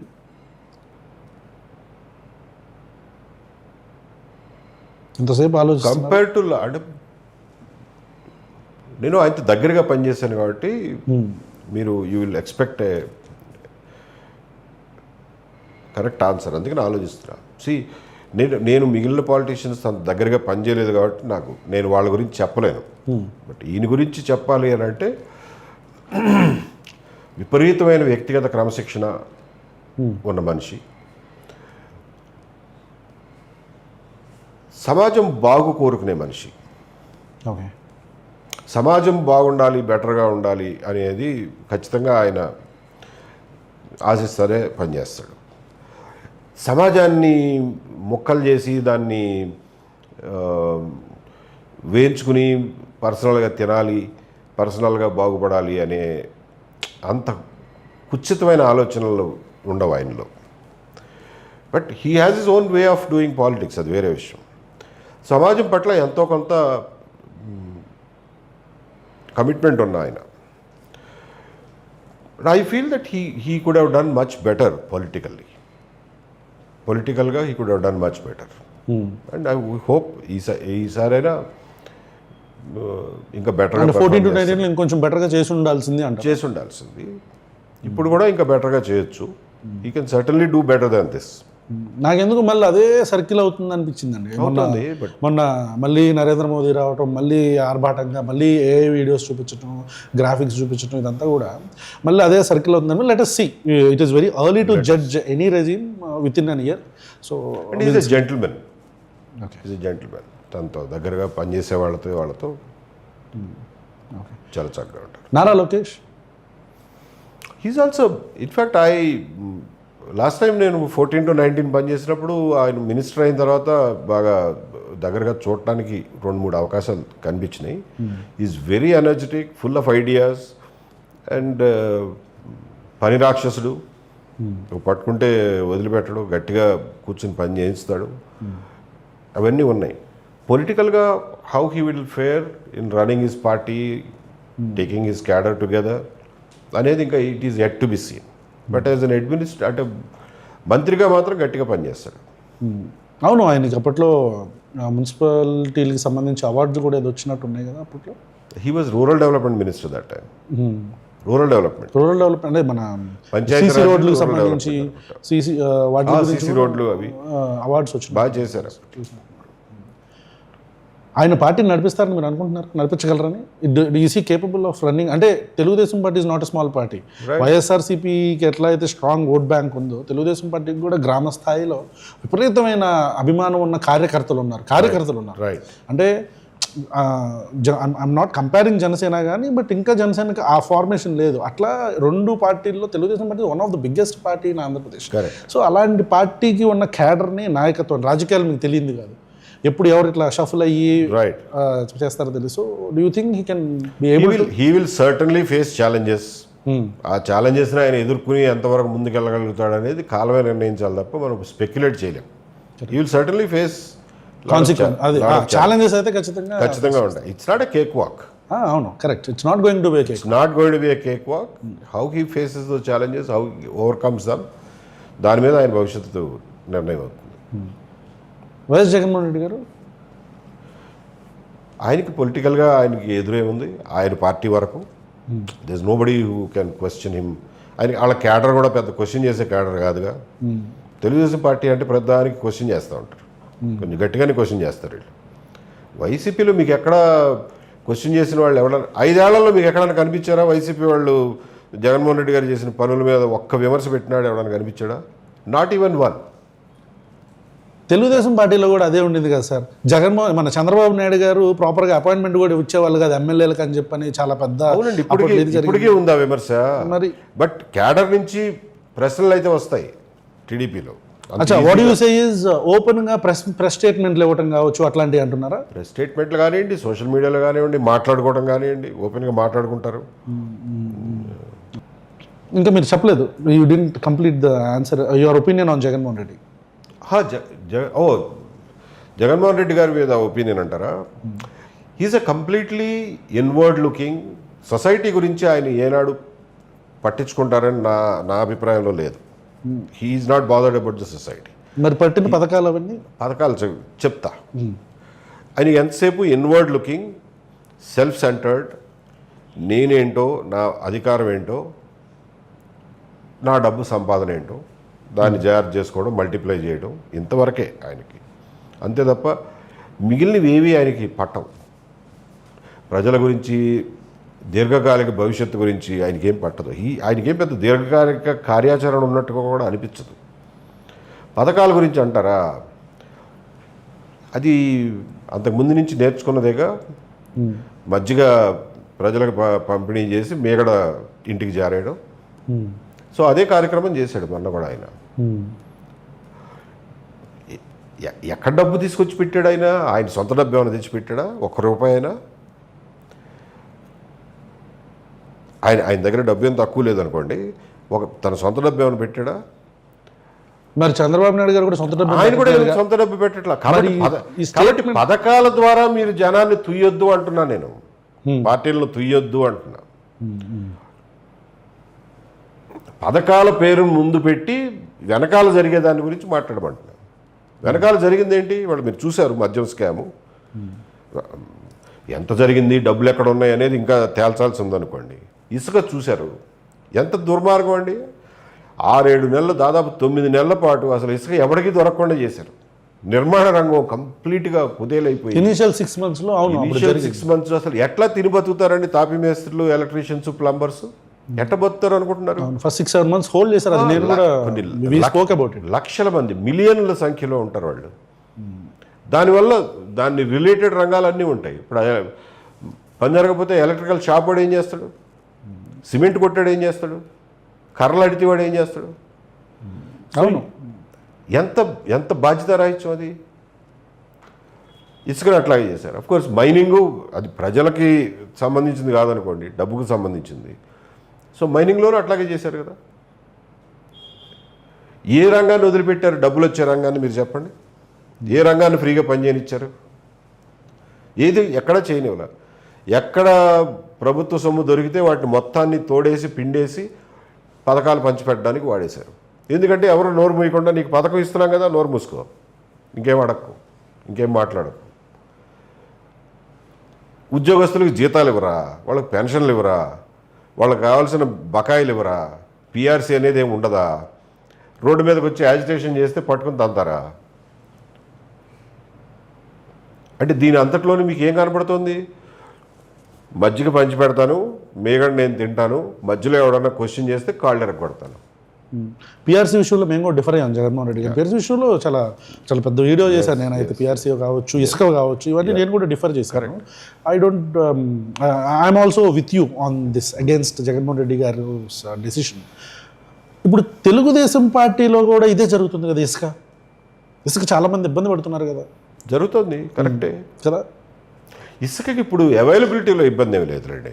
అవైలబిలిటీ లేదు, దానికి కొంత ప్రీమియం, పొలిటికల్ ప్రీమియం వేసుకుంటున్నారు. రీచ్లన్నీ కూడా వీళ్ళే కరెక్ట్ నాయకుల దగ్గర ఉంది. ఇప్పుడు లిక్కర్ స్కామ్ అన్నారు మీరు. సో ఇప్పుడు తెలుగుదేశం పార్టీ ఇప్పుడు తాడిపత్రి అంత ఎందుకు, అక్కడ అటు ఇటు ఎందుకు, మనం జేసీ ప్రభాకర్ రెడ్డి గారిని చూసుకుందాం. ఆయన ఓపెన్గా చెప్తున్నాడు, నాకు కమిషన్ ఇవ్వాల్సిందే అంటున్నాడు.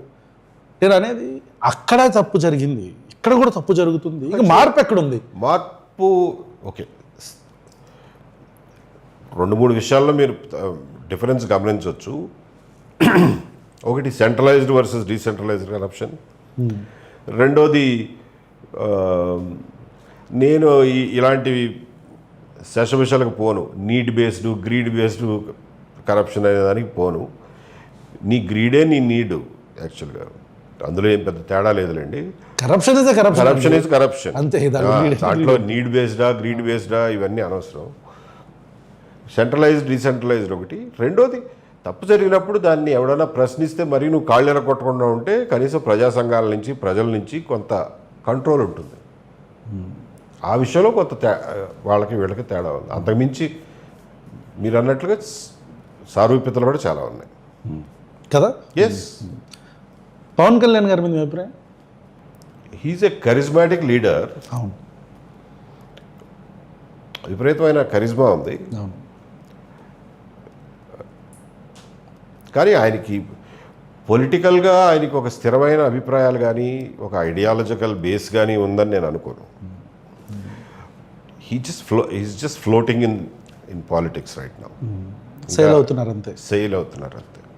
అండ్ పెద్ద ఆర్గనైజేషనల్గా బిల్డ్ చేయాలనే ఆలోచన కూడా ఆయనకు ఉన్నట్టు లేదు. ఇందాక నేను చెప్పినట్టు probably he doesn't believe in it. That's his style of functioning. ఆ ఆర్గనైజేషన్ బిల్డ్ చేసినా ఏం ఉపయోగం, పడే ఓట్లు ఎట్టాగు పడతాయి, పడని ఓట్లు ఎట్టాగు పడవు అనుకుని ఉండొచ్చు. That's maybe his style of political functioning.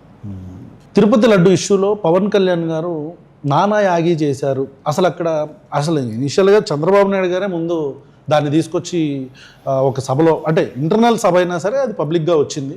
Tirupati చూశారు మీరు అందరూ కూడా, ఎట్లా అయితే కల్తీ చేశారో, అంటే మాంసంతో, కొవ్వుతో చేసిన ఆయిల్తో దీన్ని తీసుకొచ్చి నెయ్యి చేశారు. ఆ నెయ్యిని తీసుకొచ్చి తిరుపతి లడ్డులో కలిపారు. అదంతా ఎలా ఇదైపోయింది, దాన్ని సంప్రోక్షణ చేయాలి అని చెప్పని మాట్లాడిన తర్వాత దాన్ని ఒక ఎక్స్ట్రావెగెంట్ ఇష్యూ కింద పవన్ కళ్యాణ్ గారు తీసుకెళ్ళి తిరుపతిలో కదా, యాక్చువల్లీ కనకదుర్గమ్మ గుడిలో మా బెజవాడలో నుంచోని ఆయన మాట్లాడిన తర్వాత సుప్రీంకోర్టుకు వీళ్ళు వెళ్ళారు, వైసీపీ వాళ్ళు వెళ్ళి, ఏంటి వీళ్ళు మా మీద అభిప్రాయం ఇలా చేస్తున్నారు, ఎలాంటి ప్రూవ్ అవ్వలేదు కదా అన్నప్పుడు సుప్రీంకోర్టు పవన్ కళ్యాణ్ గారు మీరు అంతా ఫాలో అయ్యారు.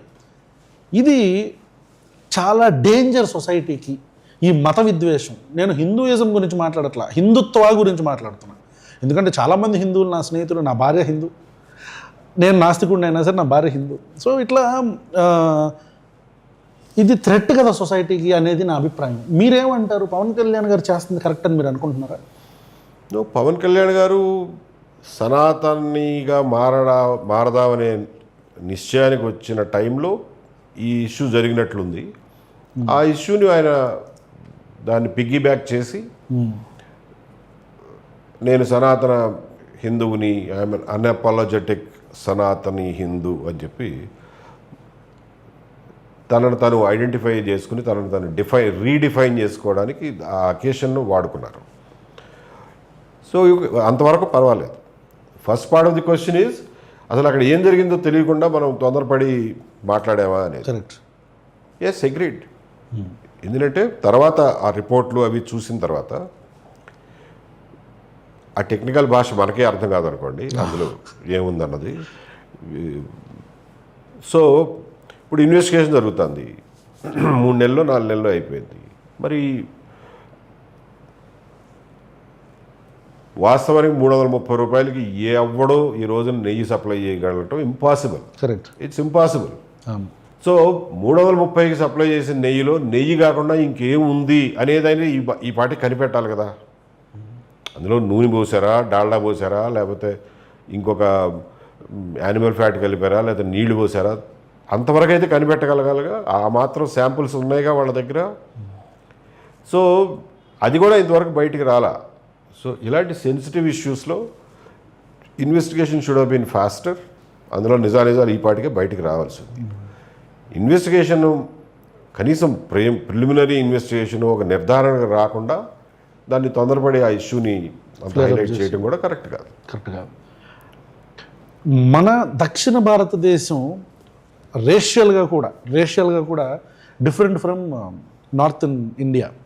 అంటే మనదంతా మన కల్చరు, మన ట్రెడిషన్ ఇదంతా వేరు. మల్టీ లింగ్విస్టిక్ కల్చర్ మనది. మన రేషియల్ డిఫరెన్స్ కూడా, అంటే మన కలర్, మన స్కిన్ టోన్స్ ఇవన్నీ కూడా different from northern people. Because ఈ ఆర్య ద్రవిడియన్ కాన్సెప్ట్ బేస్డ్గా చెప్తున్నాను నేను. మన వాళ్ళు ఈ యొక్క భారతీయ జనతా పార్టీ ఏదైతే పవన్ కళ్యాణ్ గారి భుజం మీద గన్ను పెట్టి కాలుద్దాం అనుకుంటున్న ఈ సాఫ్రనైజేషన్ని మన వాళ్ళు యాక్సెప్ట్ చేస్తారని మీరు అనుకుంటున్నారా? ఎందుకంటే మనకు ఆల్రెడీ కులం అనే ఒక పెద్ద భూతం ఉంది కదా. సాఫ్రనైజేషన్ మన వాళ్ళు యాక్సెప్ట్ చేస్తారో లేరో అనేది ఖచ్చితంగా చెయ్యరు అని చెప్పగలిగిన దానికి కూడా మన దగ్గర అంత గట్టిగా చెప్పలేము. బట్ సాఫ్రనైజ్ చేయడానికి మతం బేస్డ్ రాజకీయాలు చేయడానికి ఒక తీవ్రమైన ప్రయత్నం అయితే ఆంధ్రప్రదేశ్లో జరుగుతుంది. అవును.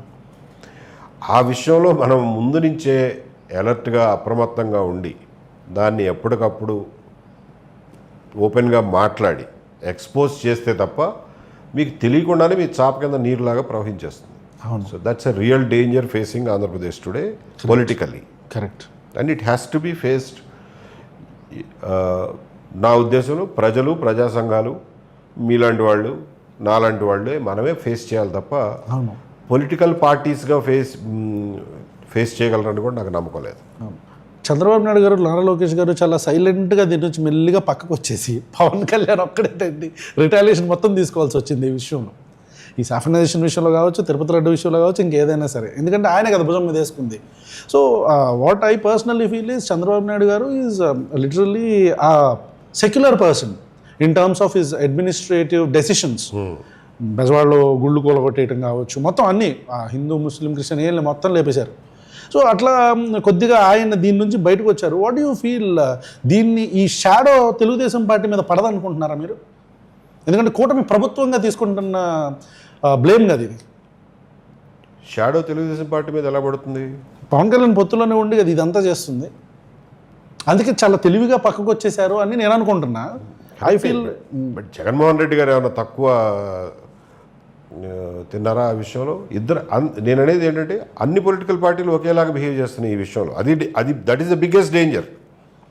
ఎవరు దీన్ని అపోజ్ చేయడంలా, that is the biggest danger. True. మీరు అటు నుంచి చూడండి, టాప్ యాంగిల్లో అన్ని పార్టీలు ఆ విషయంలో వాళ్ళు ఏదో వాళ్ళని చావని దాని గురించి మాట్లాడితే మనకెక్కడ చుట్టుకుంటుందో, మన ఎక్కడ చుడతారో కరెక్ట్ అన్న భయంలో ఉన్నారు. అది biggest danger to people of Andhra Pradesh and the cultural fabric of Andhra Pradesh. అందుకని అంటున్నా, ప్రజలు, మీరు, నేను, ప్రజా సంఘాలే మాట్లాడాలి వీటి గురించి. పొలిటికల్ పార్టీ నుంచి ఇవాళ ఆ హోప్ లేదు అని మీరు అన్నారు. గుళ్ళు, చర్చిలు ఇవి కూలగొట్టేశారు అని చెప్పి అదొక ఎలిగేషన్ యాక్చువల్గా ఒకప్పుడు పెట్టింది. ఆ ఎలిగేషన్ ఎప్పుడు పెట్టారు తెలుసా? టీడీపీ, బీజేపీ తెగదెంపులు అయిన తర్వాత పెట్టిన ఎలిగేషన్ అది. అంతకుముందు లేదు. 40 దేవాలయాలు కూల్చేశారు అన్నది విన్నారా? విన్నారా మీరు? విన్నాను. విజయవాడలో 40 దేవాలయాలు కూల్చేశారు అన్నారు. ఎక్కడున్నాయో ఆ 40 దేవాలయాలు నాకైతే తెలీదు. ఈ 40 దేవాలయాలు కదా, ఐ నో అబౌట్ ఇట్. నేను అప్పుడు బెజవాడలోనే ఉన్నా. వినాయకుడి గుడి ఉంది ఇక్కడ మన లాకుల దగ్గర, బందర్ లాకుల దగ్గర నుంచి మొత్తం ఎక్కడ మీరు కాళేశ్వరం మార్కెట్ దగ్గర మీరు అటువైపు వినాయకుడి గుడి ఒకటి ఉంటుంది. అక్కడ నుంచి ఫ్లైఓవర్ కట్టారు. ఆ ఫ్లైఓవర్ దగ్గర మొత్తం ఈ అక్కడి నుంచి వినాయకుడి గుడి దగ్గర నుంచి మొత్తం రామరప్పాడు దాకా రోడ్డు మీద ఉన్న ఏ అయితే కట్టడాలు ఉంటాయి చూసారా వాటిని కొట్టారు. రైట్. ఎక్కడి నుంచి వచ్చినాయి అలా రోడ్డు మీద కట్టడాలు? ఏ ఆది శంకరాచార్య 9వ శతాబ్దంలో వాటికి సంప్రోక్షణ చేసి ప్రతిష్ఠించిన విగ్రహాలు అవి. ఫర్ దట్ మ్యాటర్ ఇవన్నీ కూడా ఆ బాబతే కదా. అసలు మీరు గుర్తించండి, ఒకప్పుడు నేషనల్ హైవే దారి అది. అవును, నేషనల్ హైవే దారి. ఇప్పటికి కూడా నేషనల్ హైవే లారీలు అటే రావాలి. ఇప్పుడు ఈ బైపాస్లు వచ్చినాయి, కానీ మొన్నటి దాకా కూడా నేషనల్ హైవే దారి అది. అవును, ఇది ప్రకాశం బ్యారేజ్ పక్క నుంచి ఈ కట్ట మీద నుంచి వస్తాయి. కట్ట మీద నుంచి వచ్చేటప్పుడు మీకు మొదటిసారిగా ఒక పక్కన అమ్మవారి దేవాలయం, ఒక పక్కన కృష్ణానది కనిపిస్తూ ఉంటాయి. లారీ డ్రైవర్ల జీవితాలు పాపం చాలా ప్రమాదాలు కష్టాలతో కూడుకున్నది. అందుకని చెప్పి వాళ్ళు ఎక్కడ ఏ ఫేమస్ టెంపుల్ కనబెడితే అక్కడ ఆగి దండం పెట్టుకుని ఒక కొబ్బరికాయ కొట్టడం వాళ్ళకి ఆచారం. ఆ లాంగ్ డిస్టెన్స్ ట్రావెల్ చేసేవాళ్ళు. ఎందుకంటే యాక్సిడెంట్లు అవుతాయో తెలియదు, దొంగలు వచ్చి మధ్యలో దోసుకుపోతారో తెలియదు, ఏ ఆర్టీఓ ఆపుతాడో తెలియదు, ఈ భయాలతో ఉంటారు వాళ్ళు ఎంతసేపు పాపం. సో వాళ్ళు ఎక్కడ పడితే అక్కడ రోడ్డు పక్కన వెలిసిన, ఈ హైవేల పక్కన వెలిసిన మోస్ట్ ఆఫ్ ది దేవాలయాలన్నీ లారీ డ్రైవర్లు వాళ్ళు కొట్టే కొబ్బరికాయలు, వాళ్ళు వేసే కానుకలకి ఆశించి ఎక్కడికక్కడ స్థానికులు పెట్టుకున్నటువంటి దేవాలయాలు తప్ప అవేమీ దేవాలయం అనే దీనిలోకి రావు. దానికి ఏం ఓనర్షిప్ ఉండదు. ఇది నా గుడి అని చెప్పుకునేవాడు ఎవడు ఉండడు అక్కడ. అక్కడేదో ట్రెడిషనల్గా ఒక ఫ్యామిలీ అందులో పడిన కానుకలు, అసలు కానుకలు కూడా ప్రతి చోట వెయ్యరు పాప లారీ డ్రైవర్లు. ఎక్కడో అన్నవరం దేవాలయం ఫర్ ఎగ్జాంపుల్, నేను అక్కడ పనిచేశాను కాబట్టి నాకు తెలుసు. అన్నవరం గుడి ఎదురు నుంచే వెళ్తుంది నేషనల్ హైవే. అక్కడ ప్రతి వాళ్ళు లారీ ఆపి గుడిలోకి వెళ్ళి దేవుడిని చూడలేరు కాబట్టి రోడ్డు పక్కన ఒక దేవుడి విగ్రహం పెడతారు, సత్యనారాయణ స్వామి విగ్రహం. అక్కడ లారీ డ్రైవర్లు దిగి చెప్పులు విడిచేసి కొబ్బరికాయ కొట్టి దండం పెట్టుకుని వెళ్ళిపోతారు. ఇక్కడ కూడా మనకు అలాగే మీకు ఆ చెట్టు కింద ఉంటుంది అమ్మవారి విగ్రహం. అది లారీ డ్రైవర్ల కోసం, వాళ్ళ ఈజీ వెసులుబాటు కోసం పెట్టింది. ఈ చిన్న చిన్న రాతి విగ్రహాలన్నీ కూడా దానికి సంబంధించినవే. అక్కడ ఉన్న ఒకే ఒక కొంచెం పెద్ద గుడి ఏదైనా ఉంటే శనీశ్వరుడి గుడి. ఆ శనీశ్వరుడి గుడిని అట్లాగే ఉంచారు. కొన్ని గోడలు అవి పగలగొట్టాల్సి వస్తే దాన్ని మళ్ళీ రీకన్స్ట్రక్ట్ చేశారు. కాబట్టి 40 దేవాలయాలని కూలగొట్టారు అనేది ఒక పెద్ద విష ప్రచారం, అందులో వాస్తవం ఏమీ లేదు. కానీ ఇప్పుడు అంటే మీరు అంటున్నారు, కానీ మీరు రేషనల్గా మాట్లాడుతున్నారు కాబట్టి దాన్ని మీరు అసలు గుడి కిందే కన్సిడర్ చేయట్లేదు. ఈ రోజుల్లో ఒక చిన్నగా పక్కన పెట్టుకొని చెట్టుకి పసుపు కుంకుమ పూసి బొట్లు పెట్టి దాన్ని మెల్లిగా ఒక చిన్న ప్రహారీ కట్టి దానికి ఆ చెట్టుకి దాని చుట్టూరు ఒక పెద్ద గోడ కట్టేసి ఇది టెంపుల్ అని చెప్పని మొదలుపెట్టి నా కళ్ళ ముందు చూసిన సందర్భాలు చాలా చూసాను. అలాంటి వాటిని కనీసం టచ్ చేయడానికి కూడా భయపడుతున్న ప్రభుత్వాలు ఈ రోజుల్లో. అంత పెద్ద డెసిషన్, అన్ని గుడ్లు తీసి అన్ని ఆ రోడ్డు మీద ఉన్న వాటిని మొత్తాన్ని అలా కొట్టడం అనేది కూడా అది పెద్ద ఆలోచించాల్సినంత పెద్ద విషయం ఏం కాదండి. ఆ రోజునది కూడా జరిగింది సార్. ఆ రోజునే తీసినప్పుడు ఎప్పుడు గొడవ జరగల, తర్వాత జరిగిన పొలిటికల్ డెవలప్మెంట్స్లో గొడవ మొదలెట్టారు. వాటిని రిమూవ్ చేసినప్పుడు ఎవరు మాట్లాడాలి. ఆ మొత్తం లైన్లో రామరప్పాడి దగ్గర కూడా మస్జిద్ మీదకి వెళ్తే కూడా లాపారు కదా, అప్పుడు గొడవ జరిగింది. కొన్నిటి మీద ఆపారు, ఆపిన దగ్గర ఆపేశారు వాళ్ళు. గొడవ లేని దగ్గర లాగిచ్చేసారు. రామరప్పాడి దగ్గర ఫర్ ఎగ్జాంపుల్ బరీల గ్రౌండ్ దగ్గర మీకు రోడ్ వైడనింగ్ చేయడానికి కష్టమైపోతుంది. అవును అవును. మీరు ఇంత రేషనల్గా మాట్లాడుతున్నారు కాబట్టి మన స్టేట్లో, మన రాష్ట్రంలో కులం ప్రభావం రాజకీయాల మీద ఎలా ఉందని మీరు అనుకుంటున్నారు? ఎందుకు అడుగుతున్నానండి క్వశ్చన్? ఈ మధ్య చాలా జరిగినాయి. I go to that question. First you tell me the answer. కొత్త ఉంది, అవసరమైన దానికంటే ఎక్కువ ఉంది కులం ప్రభావం, చాలా ఎక్కువ ఉంది. కాస్ట్ బేస్డ్ పాలిటిక్స్ అంటే వైసీపీ అంటే రెడ్డి పార్టీ, తెలుగుదేశం పార్టీ కమ్మ పార్టీ అంటూ, ఇప్పుడు జనసేన పార్టీ అంటే కాపు పార్టీ అని చెప్తూ దానికి ఊతం ఇచ్చే సందర్భాలు కూడా ఈ మధ్య మొన్న మీరు ఫాలో అయ్యి ఉంటే పిఠాపురం నియోజకవర్గంలో ఒక మాల కమ్యూనిటీని పూర్తిగా వాళ్ళు కాపులు బహిష్కరించేశారు. సోషల్ బాయ్కాట్ అంటున్నారు, కానీ కాస్ట్ బాయ్కాట్ జరిగింది పూర్తిగా. విచ్ ఈజ్ యాక్చువల్లీ అంటే ఒక బూత్ మాట, లేకపోతే గట్టిగా వాడి కులం పేరు పెట్టి ఒకరిని తిట్టాలంటే ఒక SC/ST అట్రాసిటీ యాక్ట్స్ అట్రాక్ట్ చేసే ఈ పరిస్థితులు ఈ రోజుల్లో మొత్తం ఆ వర్గాన్ని అట్లా బాయ్కాట్ చేయటం అనేది దారుణం కదా. దాని మీద కనీసం ప్రభుత్వానికి సంబంధించిన deputy chief minister Pawan Kalyan respond కూడా కాలేదు. ప్రభుత్వం కూడా దాని మీద ఒక్క కేసు కూడా కట్టలేదు, దాని మీద ఒక FIR కూడా నమోదు అవ్వలేదు. జస్ట్ పెదరాయుడు పంచాయతీ జరిగి తీర్పు చేస్తారు. దీని మీద మీ అభిప్రాయం ఏంటి? What should have been done over there? See భారతీయ సమాజం మనం సృష్టించింది కాదు, మనం కొత్తగా కనిపెట్టింది కాదు. కొన్ని వేల నుంచి అది ఎవాల్వ్ అవుతూ వచ్చింది. మనకి ట్రెడిషనల్గా చాలా దుర్మార్గమైనటువంటి ఆచారాలు ఉన్నాయి. వర్ణ వ్యవస్థ కానివ్వండి, ఈ అంచెలంచెల నిచ్చెన వ్యవస్థ కానివ్వండి, ఇవన్నీ చాలా దుర్మార్గాలు, సోషల్లీ ఈవిల్స్ అవి.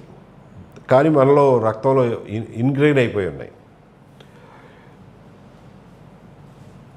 బిఫోర్ ఇండిపెండెన్స్ అయితే 1857 దెబ్బకి బ్రిటిష్ వాళ్ళు కూడా వీళ్ళ సంప్రదాయాల గురించి కానీ వీళ్ళ కట్టుబాట్ల గురించి కానీ మనం చేయబెట్టద్దురా బాబు, మనకు అనవసరం అని చెప్పి వాళ్ళు ఒక రకంగా విత్డ్రా అయిపోయారు.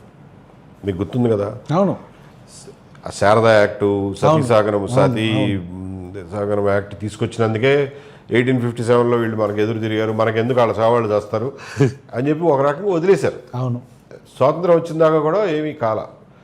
స్వాతంత్రోద్యమ సమయంలో కూడా గాంధీజీ ఒక రకంగా రిఫార్మిస్టు. కానీ గాంధీజీ చెప్పిన he was a soft reformer. ఇంకా హార్డ్ రిఫార్మ్స్ కావాలి అని చెప్పి చాలామంది యాజిటేట్ చేశారు, చాలా ఉద్యమాలు కూడా జరిగినాయి. మన టెక్స్ట్ బుక్ హిస్టరీలో పడిపోయి మనం ఆ ఉద్యమాల గురించి ఎక్కువ తెలుసుకోలేకపోయాం, అది వేరే విషయం. ఆ ఉద్యమాల నుంచి వచ్చిందే జ్యోతిబా ఫూలే కానివ్వండి, డాక్టర్ అంబేద్కర్ కానివ్వండి, ఇవన్నీ కూడా ఆ రియలైజేషన్ నుంచి వచ్చినవి. కాంగ్రెస్, మహాత్మా గాంధీ చేసేది సరిపోదు, we want bigger reform in Indian society అన్న లార్జ్ సెక్షన్స్ ఆఫ్ పీపుల్లో ఉన్నటువంటి ఐడియాని బట్టే వచ్చినాయి అవి. వాటి స్వాతంత్రం వచ్చిన తర్వాత మనం ముందుకు తీసుకెళ్ళాల. మీరు ఒక్క విషయం గుర్తించారో లేదో, స్వాతంత్రం వచ్చిన మరుక్షణం నుంచి సోషల్ రిఫార్మ్ మూవ్మెంట్స్ అన్నీ చచ్చిపోయినాయి భారతదేశంలో. That's the worst effect of our getting independence. Independence అప్పుడు రాకుండా ఇంకొక 4 రోజులు ఆగినా కానీ ఈ సోషల్ రిఫార్మ్ మూవ్మెంట్స్ ఇంకొంచెం స్ట్రెంగ్తన్ అయ్యేవేమో, కంటిన్యూ అయ్యేవేమో, ఇంకొంచెం బెటర్ రిఫార్మ్ వచ్చేదేమో. కానీ స్వాతంత్రం వచ్చిన తర్వాత ఏంటంటే ఇక అన్ని పాలిటిషియన్స్ చూసుకుంటారులే, మనతో ఏం పని ఉంది అని చెప్పి సోషల్ రిఫార్మర్స్ వెనక్కి తగ్గారు. ఇంకొక రకంగా పాలిటిక్స్ డామినేట్ చేయడం వల్ల ప్రజా జీవితం మీద వాళ్ళు కూడా సోషల్ రిఫార్మర్స్ని వీళ్ళేంటారా మనకు పోటీగా, మనం ఉన్నాం కదా, మనమే చూసుకోవాలి కదా అన్నీ అని చెప్పి వాళ్ళు టోటల్గా కబ్జా చేస్తారు. స్వాతంత్రం వచ్చిన తర్వాత at least we got out of the traditional legal shackles నుంచి బయటకు వచ్చాం. యూనివర్సల్ ఫ్రాంచైజ్ దగ్గర నుంచి, యూనివర్సల్ హ్యూమన్ రైట్స్ కాడి నుంచి, అప్పట్లో కనీసం పీసీఆర్ యాక్ట్ ఉండేది, అంటరాంతరాన్ని చట్టపరంగా నిర్మూలించడం దగ్గర నుంచి ఇవన్నీ వచ్చినాయి. వచ్చిన తర్వాత కులం యొక్క ప్రాధాన్యత రాజకీయాల్లో తగ్గాల్సి ఉండింది. కొంచెం మనం పాలిటిక్స్ కనుక ఇంకో బెటర్ రిఫైన్డ్గా ఉండుంటే కులం ప్రాధాన్యతని తగ్గించేసి రాజకీయాల మీద కులం ఎఫెక్ట్ లేకుండా చూసుకోవాల్సింది. బట్ ఆ జనరేషన్ ఆ విషయంలో కంప్లీట్గా ఫెయిల్ అయ్యారు. కాబట్టి దాని ఇంపాక్ట్ వచ్చే కొద్దీ దాన్ని ఇంకా బలపరుస్తూ పోయారు. సో ఆ ఇంపాక్ట్ని మనం ఇవాళకి కూడా ఫేస్ చేస్తున్నాం. కానీ దీని నుంచి బయటపడకుండా భారతదేశం ఒక అభివృద్ధి చెందిన దేశంగా కానివ్వండి, మానసికంగా వికసించిన దేశంగా కూడా మనం బతకలేము. We will never be a civilised country until and unless we get out of these mainly caste issues. Correct. అంటే ఐదర్ ఆఫ్ ది ఫామ్లో ఇవన్నీ ఉంటాయి కదా. అంటే లైక్ మనకి కాస్ట్, యుఎస్లో రేస్, లేకపోతే ఇంకో దగ్గర ఇంకోటి, ఇట్లా ప్రతి ప్రాంతంలో ఏదో ఒకటి ఉంటుంది ఆపరేషన్ అనేది. మనకి కాస్ట్. సో ఇది పోనంత వరకు మనం అయితే మాత్రం అన్సివిలైజ్డ్గానే ఉంటాం. I will not consider ourselves as a civilized society. ఈ పిఠాపురంలో జరిగిన ఇష్యూ మీద 100% he should have reacted కదా, he should have responded to it. He should actually చొరవ తీసుకుని దాన్ని సాల్వ్ చేయాలి. That will be bigger mile stone. అలాంటి వాటిలో చేస్తే అక్కడ నేను ఆ బాధితులతో మాట్లాడినప్పుడు వాళ్ళు క్లియర్గా ఏమంటున్నారంటే, అటువైపు కాపులు ఉన్నారు కాబట్టి ఆయన రావట్లేదు అని చెప్పని వాళ్ళ అభిప్రాయం. అది తప్ప నిజమా అనేది పవన్ కళ్యాణ్ గారు అక్కడ క్లియర్ చేసేస్తే అయిపోద్ది. ఎందుకంటే అది మచ్చ కింద అయిపోద్ది దానికి తన పొలిటికల్ కెరియర్లో. You have any opinion on feminism?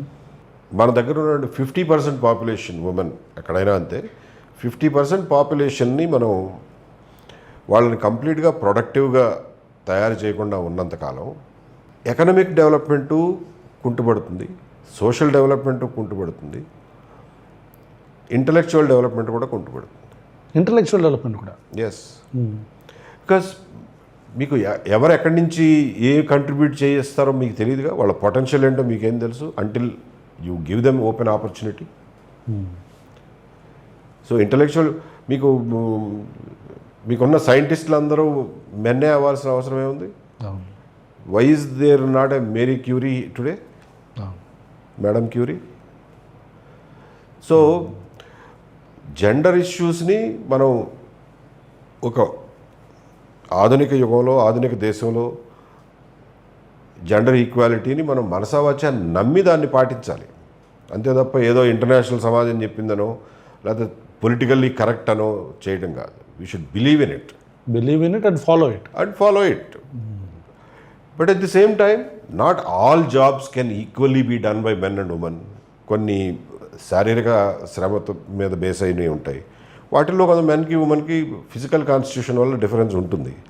But ఆ డిఫరెన్స్ తప్పించి ఇంటలెక్చువల్ లెవెల్లో capabilities wise men and women are exactly equal and they should be given equal opportunity also. Sir last question ఒకటి, మా ప్రశ్నకి ఏమన్నా చెప్తారా అనేది, any suggestions or whatever it is? No, నాకు మీతో పరిచయం లేదండి. మీ ప్రశ్న వీడియోస్ చూసి మీ మీద నేను అభిమానం పెంచుకున్నాను.